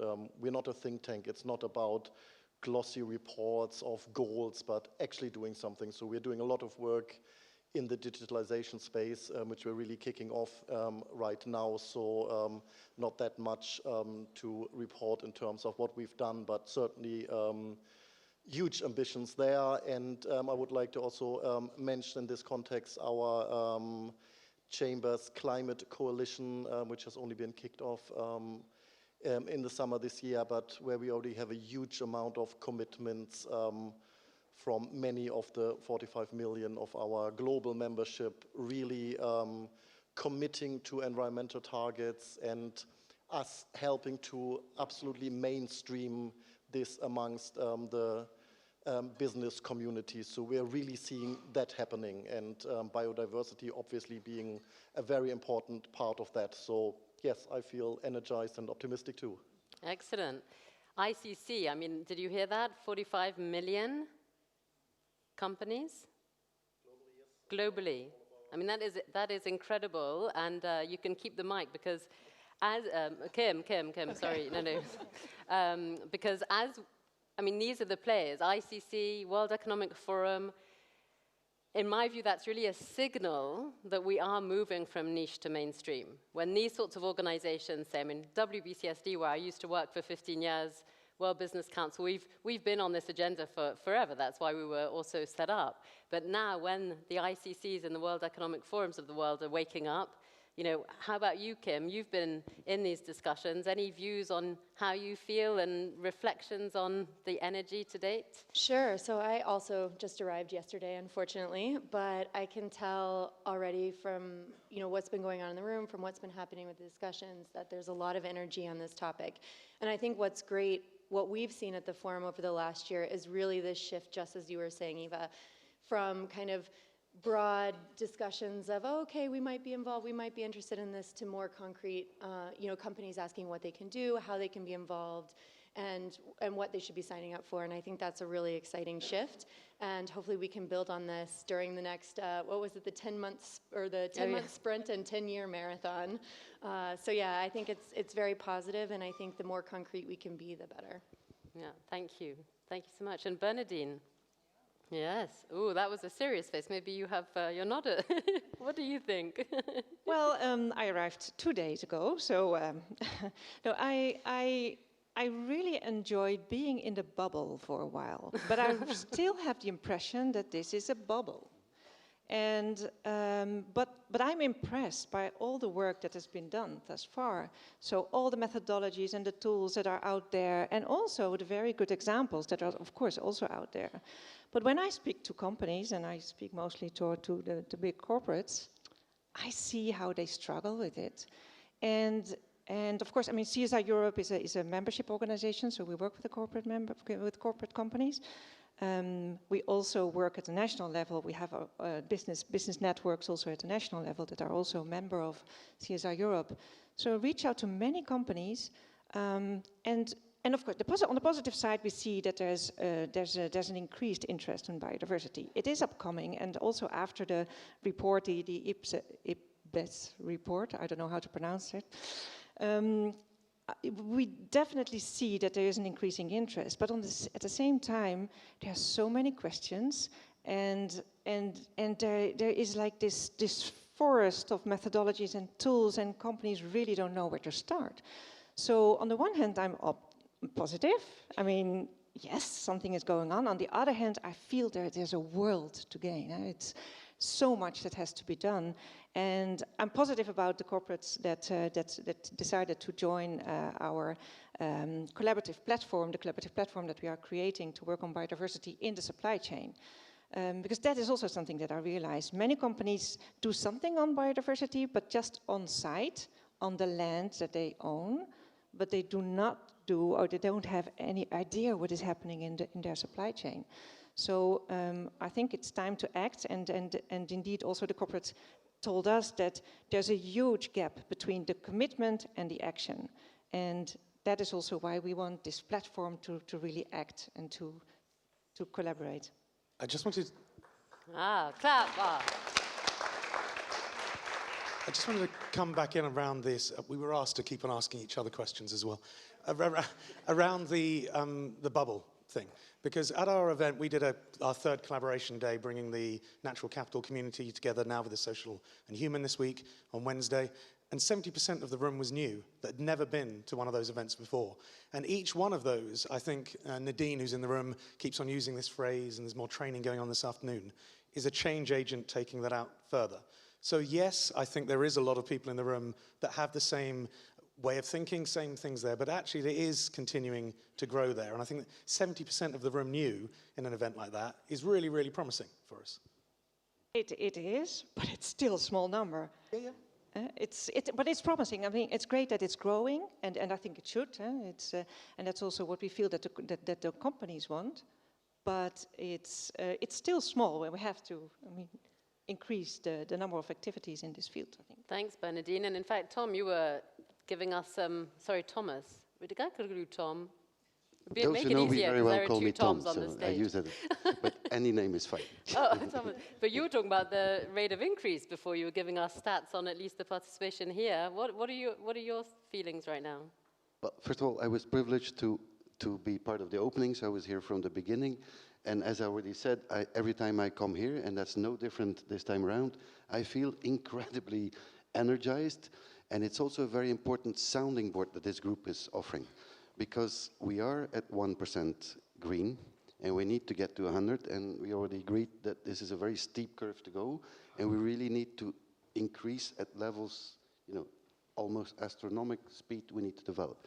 But I'm confident that even if it's a small bubble, it's the incubator, and we need to go to the scaling and then all that. And I think we're in good shape. As I said already earlier in the session, what I take away, I try to summarize in 3 things. I find this platform incredibly helpful around 3 I's. It brings together very practical ways of transforming theory into practice through an information based system. And this accounting thing is no longer a few people getting excited about it, but it's becoming, sorry to use the word, mainstream, which nobody else understands outside the environment community, is becoming something that I hear, you know, many more people are convinced. So that's the test that allows me to go back to Brussels and continue to work with colleagues. It's not just an idea of a few, but it's becoming, actually, in my personal opinion, it's the critical link to increase the comfort of those who feel that they need to do something but are not quite sure, and they're being overwhelmed with all kinds of initiatives. And as a former auditor, accounting is that language that can bring, who was using that word, the complexity together on a sheet of paper and not making it more complicated than needed. So this accounting thing is huge. Second, impact on the ground. We can talk as much as we can. The common lands of this world, it's the entrepreneurship that needs to be staying very close to, you understand your problem, what should we do? You need people that can do the work from the bottom up. And then third eye, the missing link is the finance.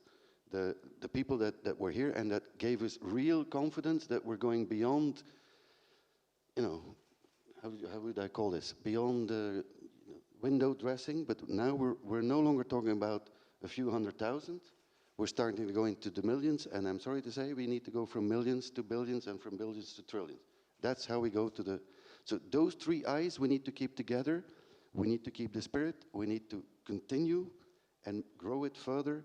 And I would see this process as fundamental in bringing all these actors together. And I think from a Commission point of view, you heard the big boss this morning. It's good to hear him say the same thing as what we think and say. The colleagues in this biodiversity and business platform is going to be a crucial element in moving forward in the Green Deal sphere, which is definitely creating an opportunity that we haven't seen in a long time. Maybe we can say a few words about this later on. Yeah. They clearly are. I mean, so many more initiatives, so many more platforms, coalitions. Are we getting to coalition fatigue? In my mind, what I have is this one person said once, don't be annoyed, don't be angry, you're in a traffic jam. You are the traffic jam. So every time you think of creating something new, a new project, this new group of people, but then don't complain that there is complexity in this and that it's hard for companies to engage because they're not quite sure. Obviously, Mark, I'm sure you have views on this, but you know, I think we also have to take a critical look at ourselves and say to ourselves, we need to be clear about how all the pieces fit together, and that when you start something new, you say to yourself, hang on a second, is someone else already doing this? And can I also promote what others are doing and how they fit together?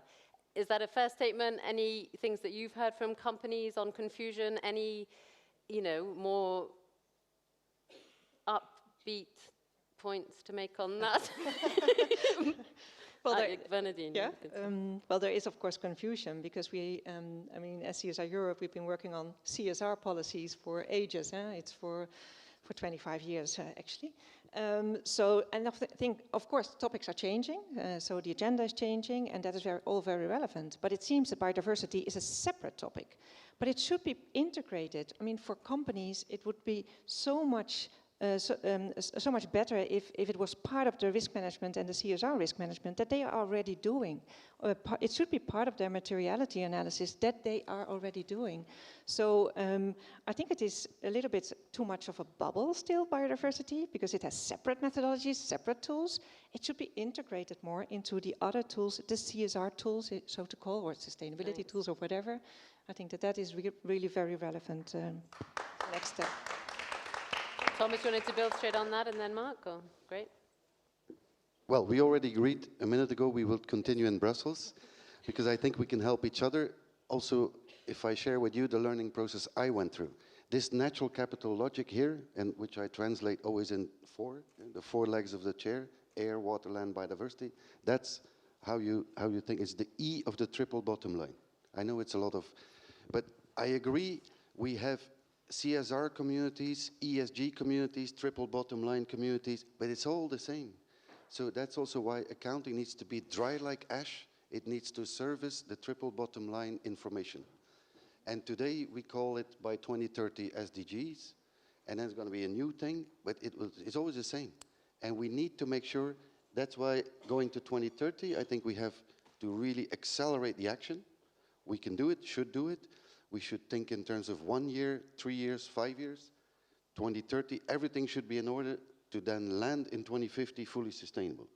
But we need to have our minds on the output. Where do we need to be in 2050, and then calculate back. And you'd be surprised how fast you would have to act to be sustainable in 2050. You have less than 5 years when it comes to infrastructure. So lots of things keep coming here. It's really a good place to bring the things together. There is complexity, but it is coming together. And I think that we don't help ourselves by continually saying how complex it is. Because what we do is we just back up this theory. And I think actually it's human nature in some ways to turn around and say, oh, it's a bit too difficult, it's a bit too complex. It isn't. And I think that what we've got with the capitals, at least, with bringing those together now through the Capitals Coalition, the reason this has occurred is because those that started doing this 5 or 6 years ago and started on nature, started thinking about the biodiversity question, water, the 4 legs of the stool. A lot of those people are now working on the social question, and they've realized that actually you can't solve this without the other pieces. And they were starting to create their own bubbles around the environment and realize that decisions are not made just around the environment. They're made in the complexity of life. So we have to have tools and things that look across all of this. So I think that we are getting there, and I think Business for Nature is a brilliant example of this. A lot of us here on this platform are involved in that, a lot of people in the audience here. What we're doing there is we really are coming together, and this isn't another organization on top of everything else. This is all of us putting our energies, our work, the things that we do every day, our commitments, our solutions, our comms, and those policy arcs all together to actually have some impact with it. And that is amazing that we can get to that point, that we can all get behind something like that. Thank you. Thanks, Mark. And Kim, you want to jump? Sure, yeah, no, I wanted to go back a little bit to the idea of the bubble because I love it, the idea of bubbles and echo chambers and everything like that, where we're just listening to each other talk. And I think that's something that we at the forum see as a major trigger, as we were asked to talk a little bit about today, and how we can engage other businesses. And it's very true that we see that for many businesses that we speak with, the business and economic case for investing in nature and caring about nature loss has really not been made for a lot of them. Or, they'll say, oh yeah, we like animals, or personally we like animals, but, that's about it. And so at the forum, one of our major work streams this year is we're developing the new Nature Economy Report, which is going to try and make that business and economic case for nature. And this report's going to come out in 3 pieces. And the first piece is on risk, and it's going to come out right before the annual meeting at Davos, where a lot of other things are also going to be happening on nature. And that risk piece is really going to be looking at the nature crisis and looking at convincing businesses about that business and economic case. The second piece, which is another trigger that we were thinking about, is on opportunities. So once businesses, get in the room or, start to think about, oh, well, nature might be interesting for us, how do they get involved? What does the transformation look like for them? And it's really, translating this broad systems, call for system transformation into that business-oriented action agenda. And that for us is really what the second piece of the new Nature Economy Report is going to be on, that opportunities, sector-specific, looking at sectors that have the most impact on biodiversity loss. And the third piece is on financing. So the second piece is going to come out in June around the IUCN conference. The third piece will come out in August, and that's really going to be on financing for nature. So for us, it's bringing some of these triggers to maybe widen the bubble, or not, I wouldn't say pop the bubble, but maybe get more people on board. Thanks. No, thanks. And so everyone look out for those really influential reports that will be coming out. And you were talking about the business case, and it made me think, it's always this ultimate question of how do you end up making nature and biodiversity material to companies, and we're going to go through the accounting, and we were saying we can't wait for that to be perfect because we need to act already, there's no shying away from it. And so somehow it goes back to this actual, sometimes personal or emotional connection that as human beings we've sort of forgotten that everything around us, every single thing comes from nature. And that we need to reconnect, and also maybe just be okay with the fact that we care, and not sort of, have the hidden club behind the scenes, and that it's about responsibility and leadership and having the courage to say, well, actually, yes, this is part of what we need to do. In the interim, it might not be rewarded straight away, but we know that we need this transformational change. Is that, even now, right now, saying it feels a bit funny to be like, yeah, I actually really care. Is that how you feel in your discussions? Is it okay? You feeling more open about it and more courageous? Please, Tom. I just wanted to add on to what you were saying, because it's really exactly the same kind of discussions we are having. So our current chairman of the ICC, Paul Polman, former Unilever CEO, he's really touring the globe as sort of the ICC's ambassador, and his really absolute top-level key message to businesses out there is saving the planet is a business opportunity, you know, and he is talking globally about billions we were talking about. So we're not at the trillion level there yet, but certainly about a billion, multiple billions business opportunity of getting this right, you know. So again, just to echo what you were doing, this is exactly what we are trying to get across as well. Thank you. Thomas, Tom, Tim, Timmy. Tim was the earlier boyfriend of my wife, so that's a bit sensitive. So don't go there, call me Thomas.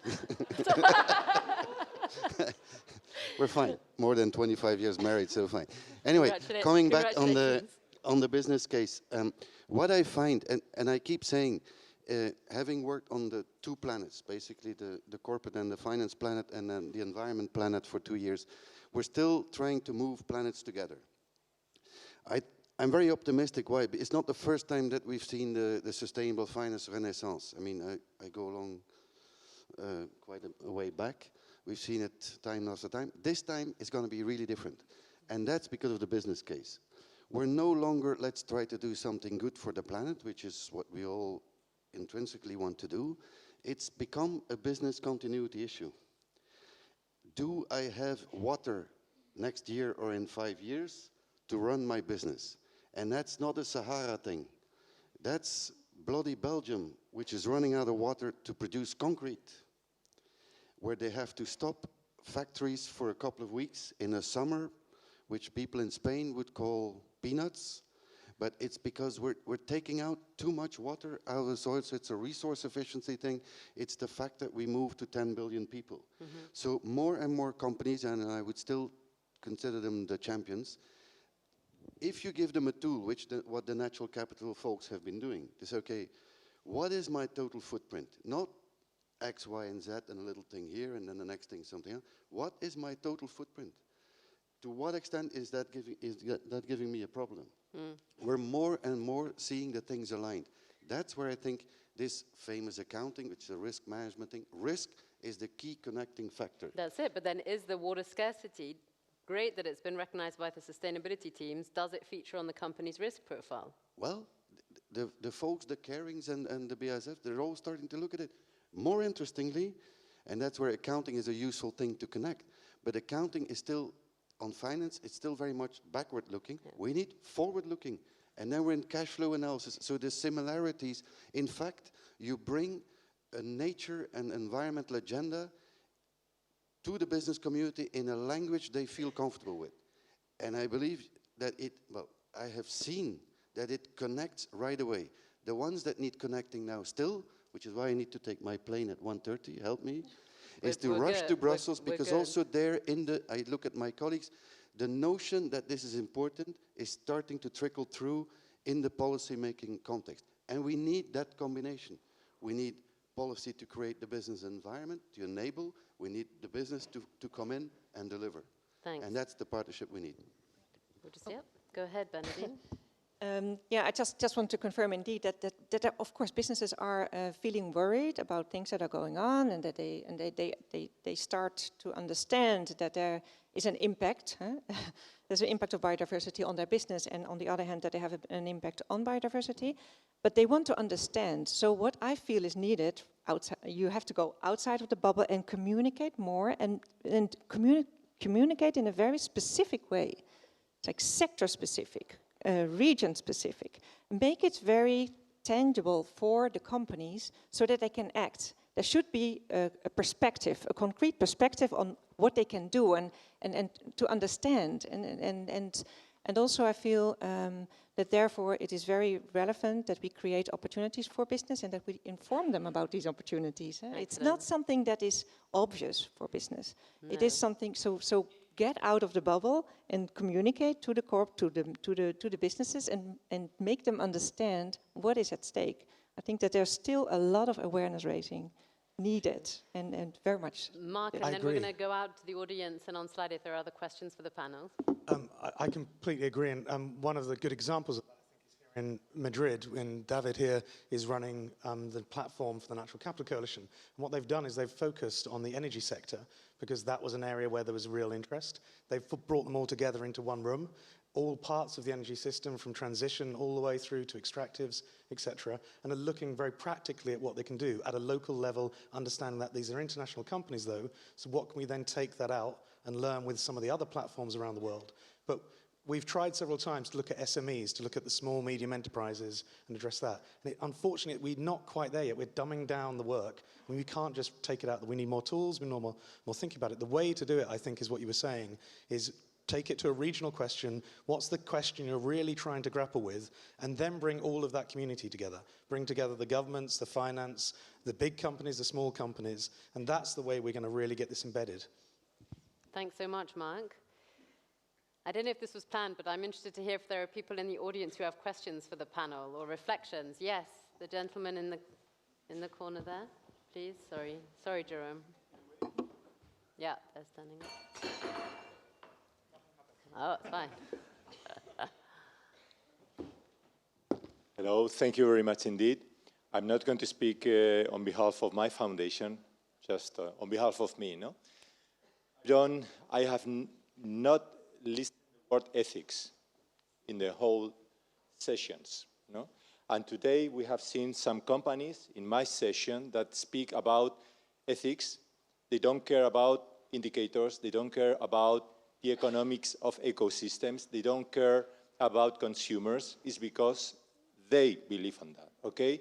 And we are not speaking about that. And I'm sorry, I don't see many of these companies in the demonstrations against climate change the last months, okay? And young people and NGOs are doing the dirty job for your companies, okay? So please start going on the streets, start lobbying the administration if you really believe on that, because I think that you don't believe on that really, okay? I don't mind indicators. I know what I have to do, you know? So I'm sorry, it's my personal view. Maybe it's not the correct place to talk about that, okay? But I needed to say that. Okay, thank you. I think it's a perfect.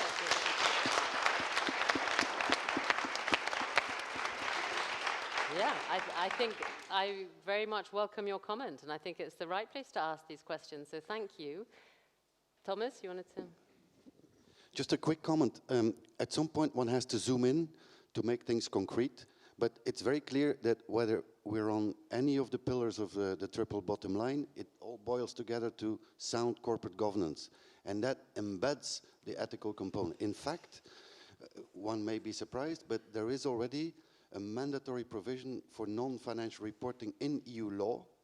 The problem today is, also recognized by the reporters and the business itself, is that the way in which you report on environmental, social, and ethical, because there's a corruption dimension, these type of things in there, is fairly open-ended.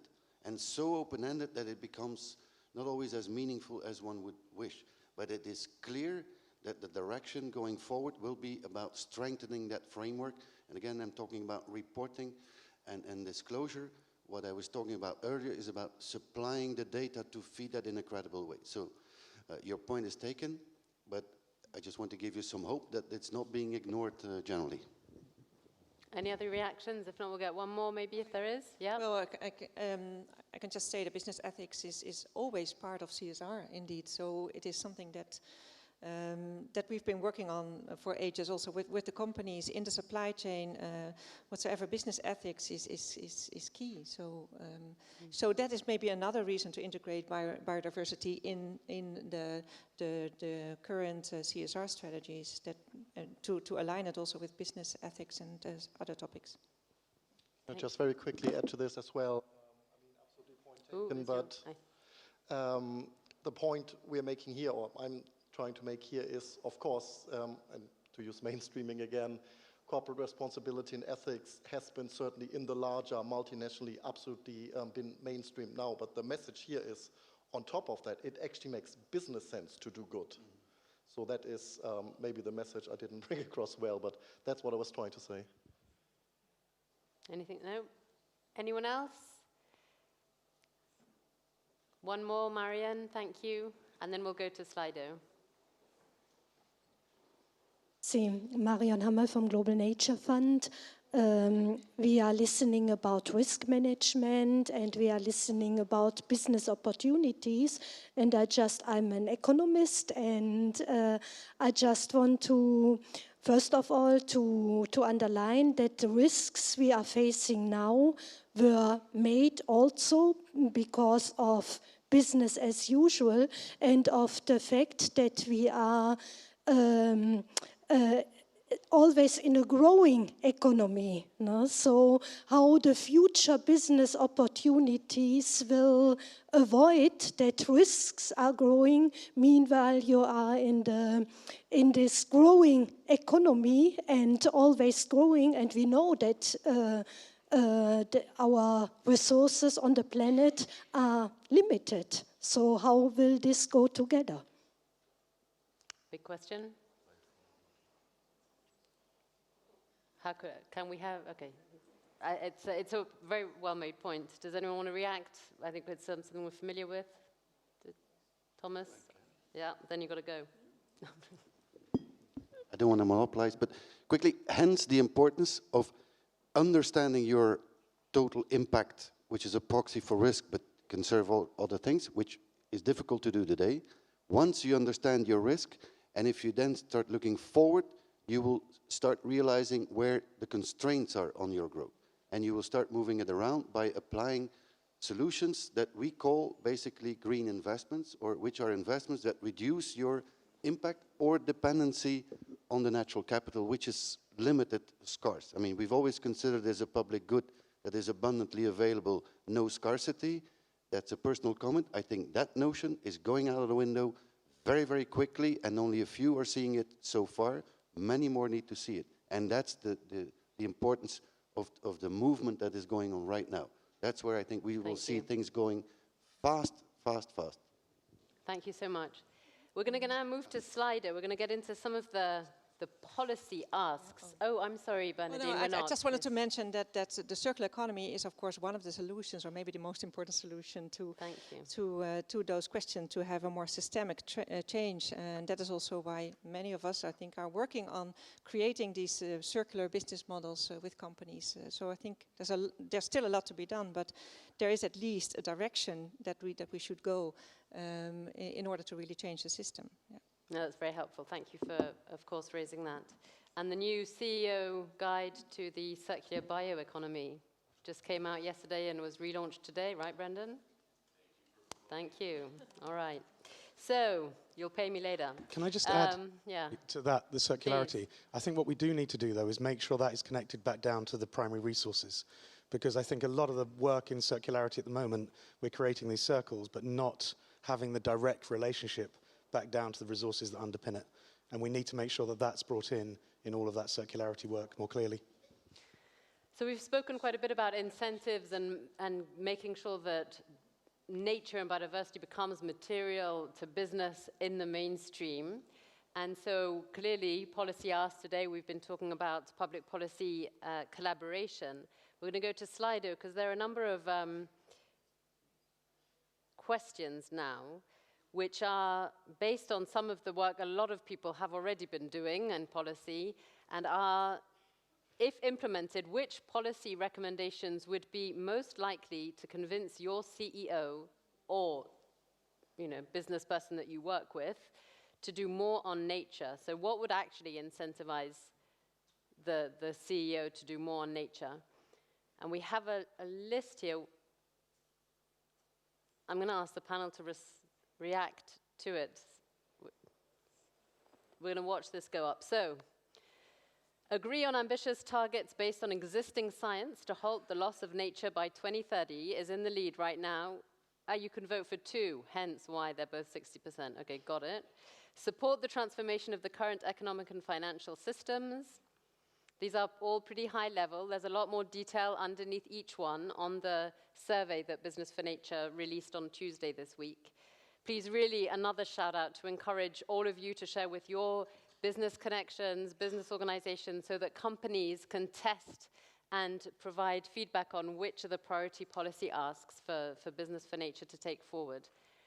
The World Economic Forum in Davos in January is going to be the point. We already need to be ready with some high-level policy asks on nature from business if we want to influence anything next year.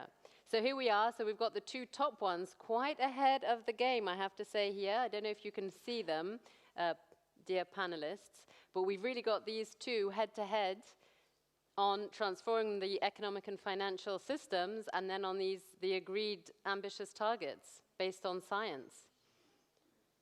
What are your reactions to that? Anyone want to jump in right now?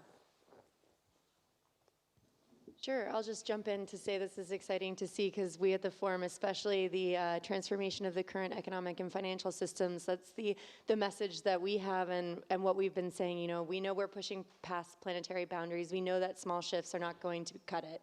And so for us, it's really, you know, looking at how we can transform economic and social models to make them not only, you know, nature compatible, but nature positive. And so that's exciting to see that everyone agrees with that, even though it's kind of a big, scary term. Thank you. Any other reactions? And we'll move on to the next question. Yeah, Mark and Tom.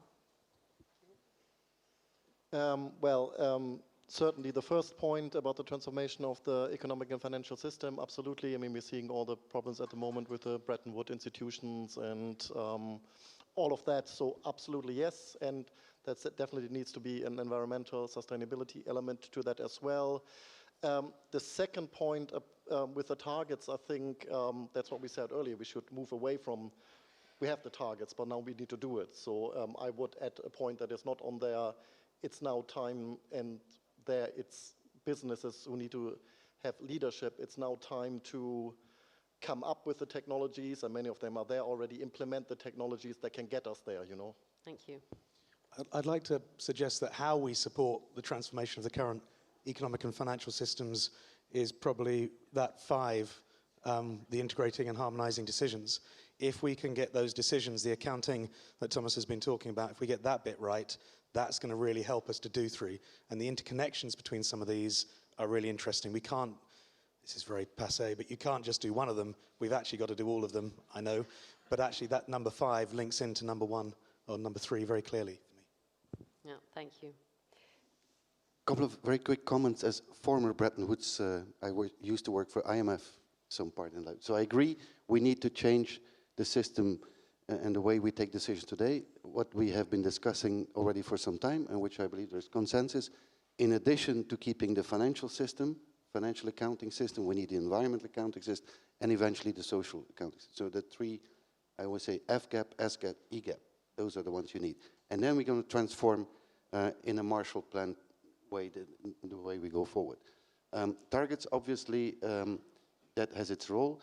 What struck me, but I realize it's a recommendation to the CEO. If we convince the CEO, we can match it on the policy level. And that's what, if you read the Green Deal in the political guidelines of President-elect Ms. von der Leyen, and this is all about it. But again, maybe I can say a few things about this later on again.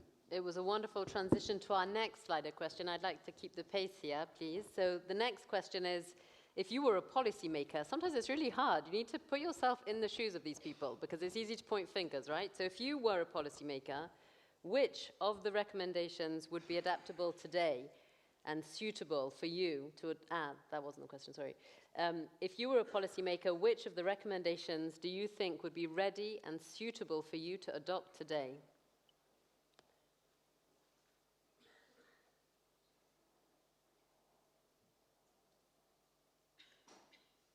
I heard, you know, one of the comments yesterday over coffee, that's also when you have the most interesting conversations of saying, well, you know, it's one thing to say, this is, you know, this ambitious regulation that we're going to put in place, and everyone on stage says, yes, yes, that's wonderful, and then they will go home and say, no, we've got to lobby against this, we can't do this, and just be open about that, because it's not always that obvious, is it?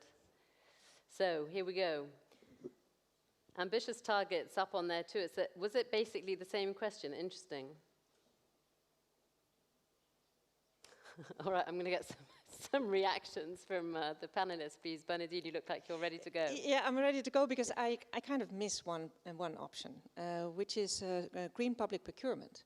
It is already there.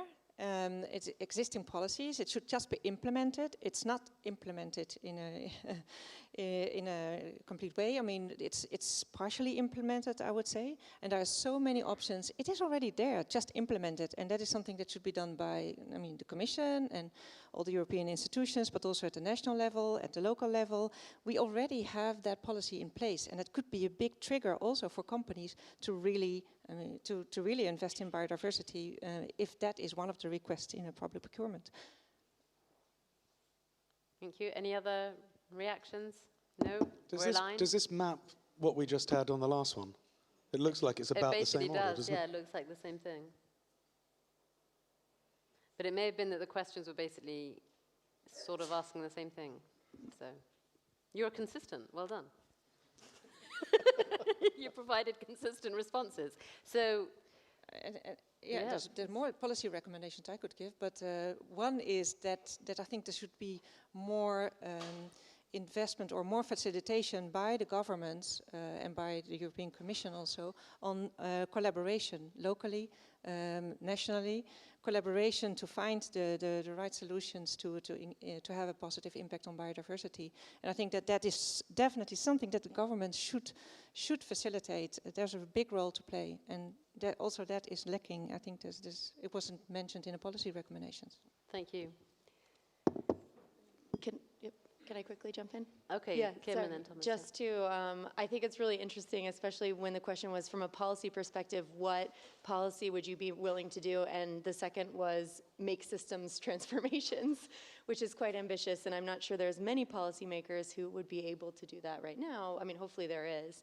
But I think just a plug for the Business for Nature policy recommendations, I think one of the things we see at the forum is that we really need businesses to give governments that confidence to be ambitious in their policy making, and I think that Business for Nature's policy recommendations and other things that are happening are really crucial for that. So hopefully policymakers are in the place to call immediately for large-scale system transformations.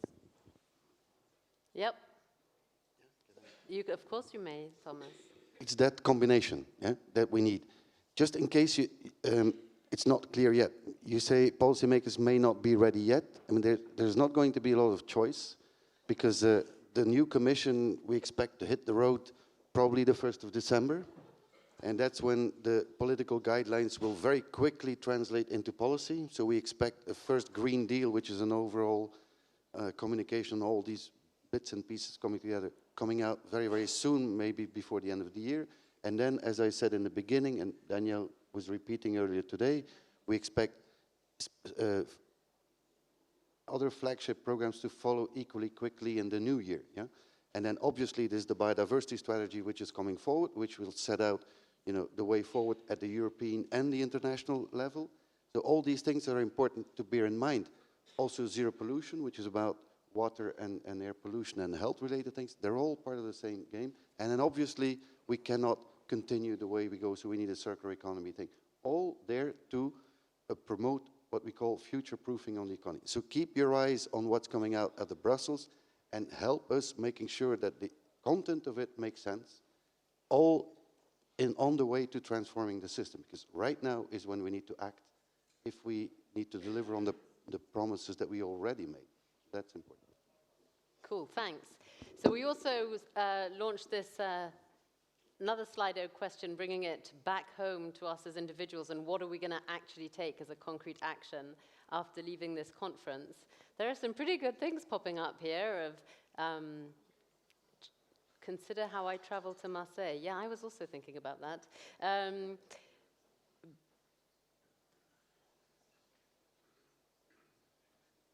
Changing the way we talk about and simplify the issues. I think this was going to the panelists. Are there anything that you can see popping out?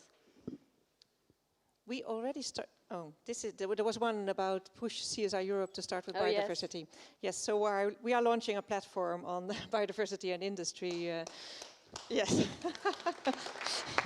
No, and of course I was quite critical from the very beginning, but we are launching this platform because we feel there is a need, and the corporates are indeed interested to join forces and to work on this. And with that we will closely collaborate with the EU platform on biodiversity.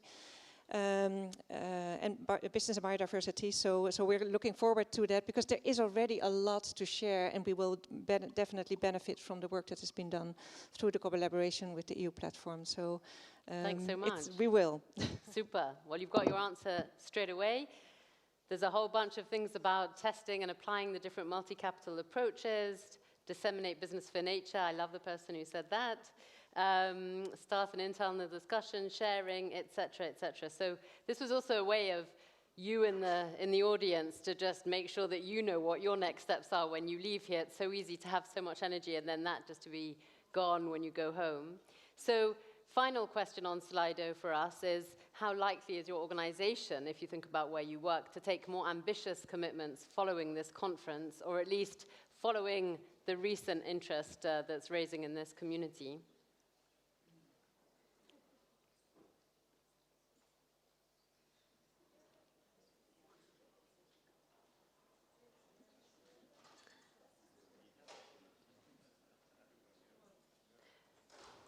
So if I may, this is anonymous, at least for you. No, this is anonymous. It is anonymous. But if anyone who wrote unlikely is willing to put their hand up and share, I would be really interested to hear what are the remaining barriers and what we, as a whole community, you have a whole community here to help. Anyone wanting to share? Oh, I didn't see. Oh, super, thank you. If you don't mind, thank you.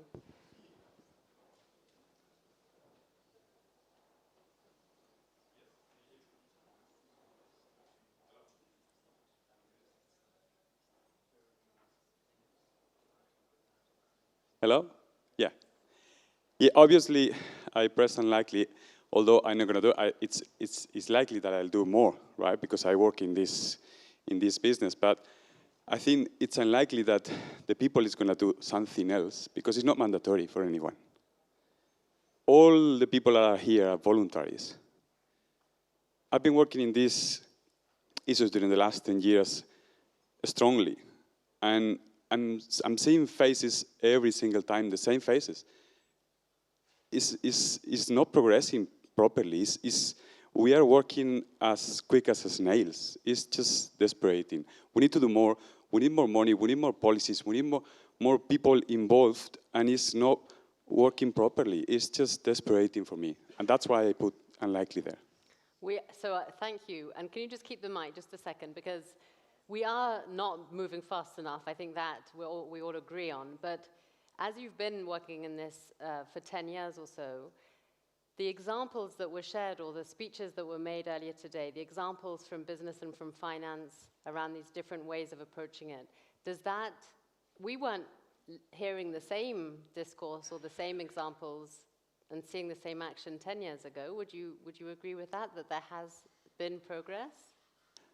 There is progress. There are more projects in the field. There are more projects in companies. But it's not enough. And we see that it's not enough because the news are coming up, the results from scientific are coming up, and Thank not you. enough. Thank you very much. Thomas?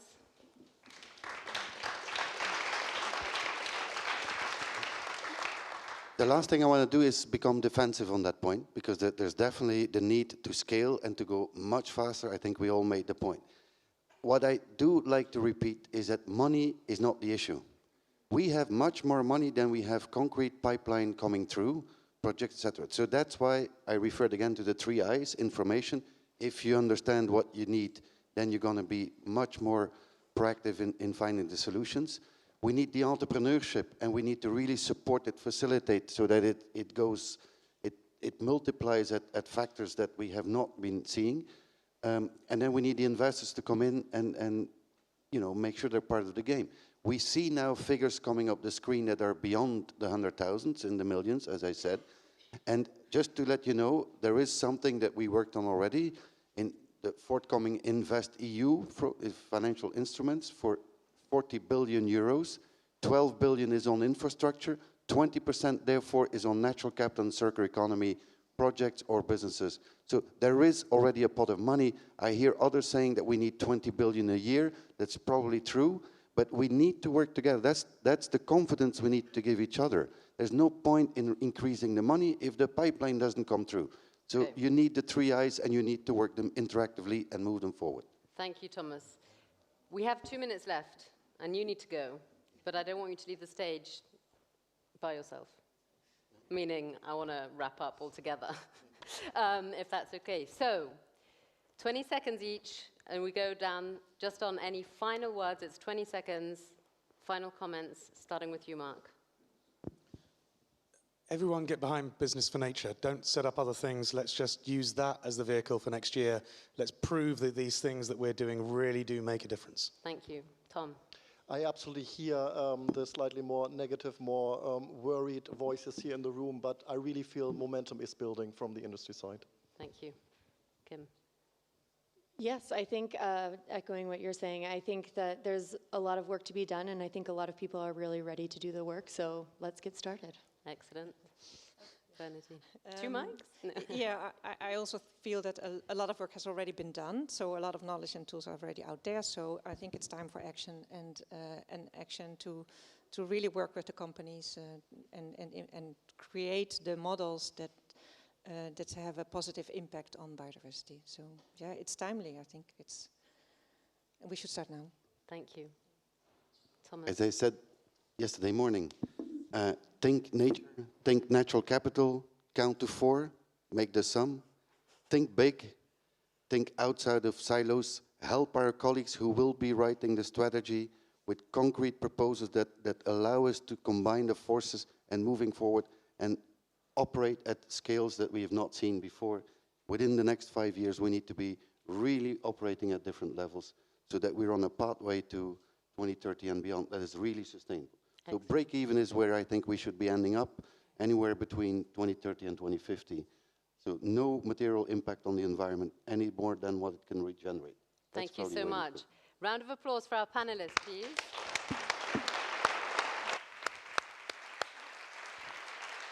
And for the next 10 minutes, I'm going to run through a whole long list of people I need to thank.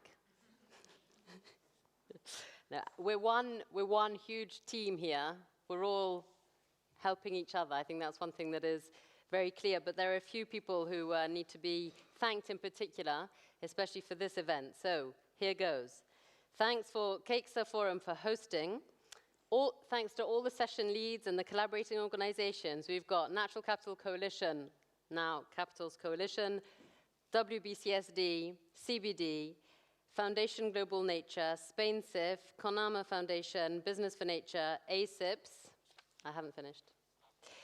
Thanks to the co-organizers, Fundación Empresa y Clima, Fundación Biodiversidad, Spanish Ministry for Ecological Transition, Spanish Business and Biodiversity Initiative, Ministry of Environment and Climate of Finland. We've got a very special thanks to the ICF team, Jan and Jerome, who did a fantastic job bringing this together. And of course, Lars Müller from the European Commission, who I have to say has a not-so-secret plan, has become the sort of mastermind behind a bunch of these events. Finally, EcoAXA, without whom this event would not have been possible. And I'm going to invite, yes. I'm going to please invite David, Paz, and AIXA from Fundación Biodiversidad in particular to please come on stage. David, Paz, and AIXA. And Jerome.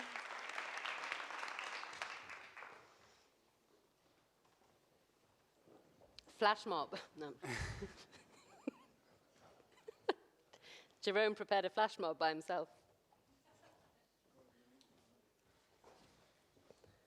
Have you got a whole ceremonial for this? Or?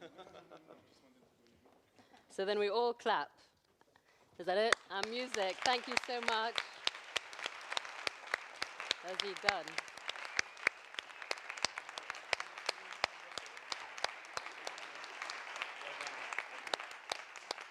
Bravo.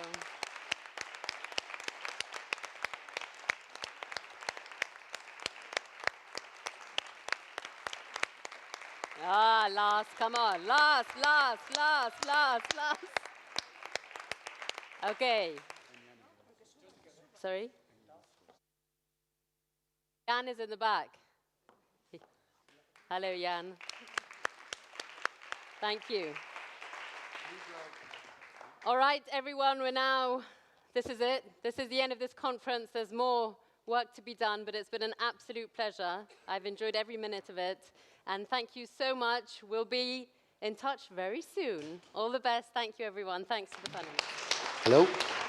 Can I just ask one even louder clapping of the hands for Eva and the way she leads us through these things every single time? Thank you very much.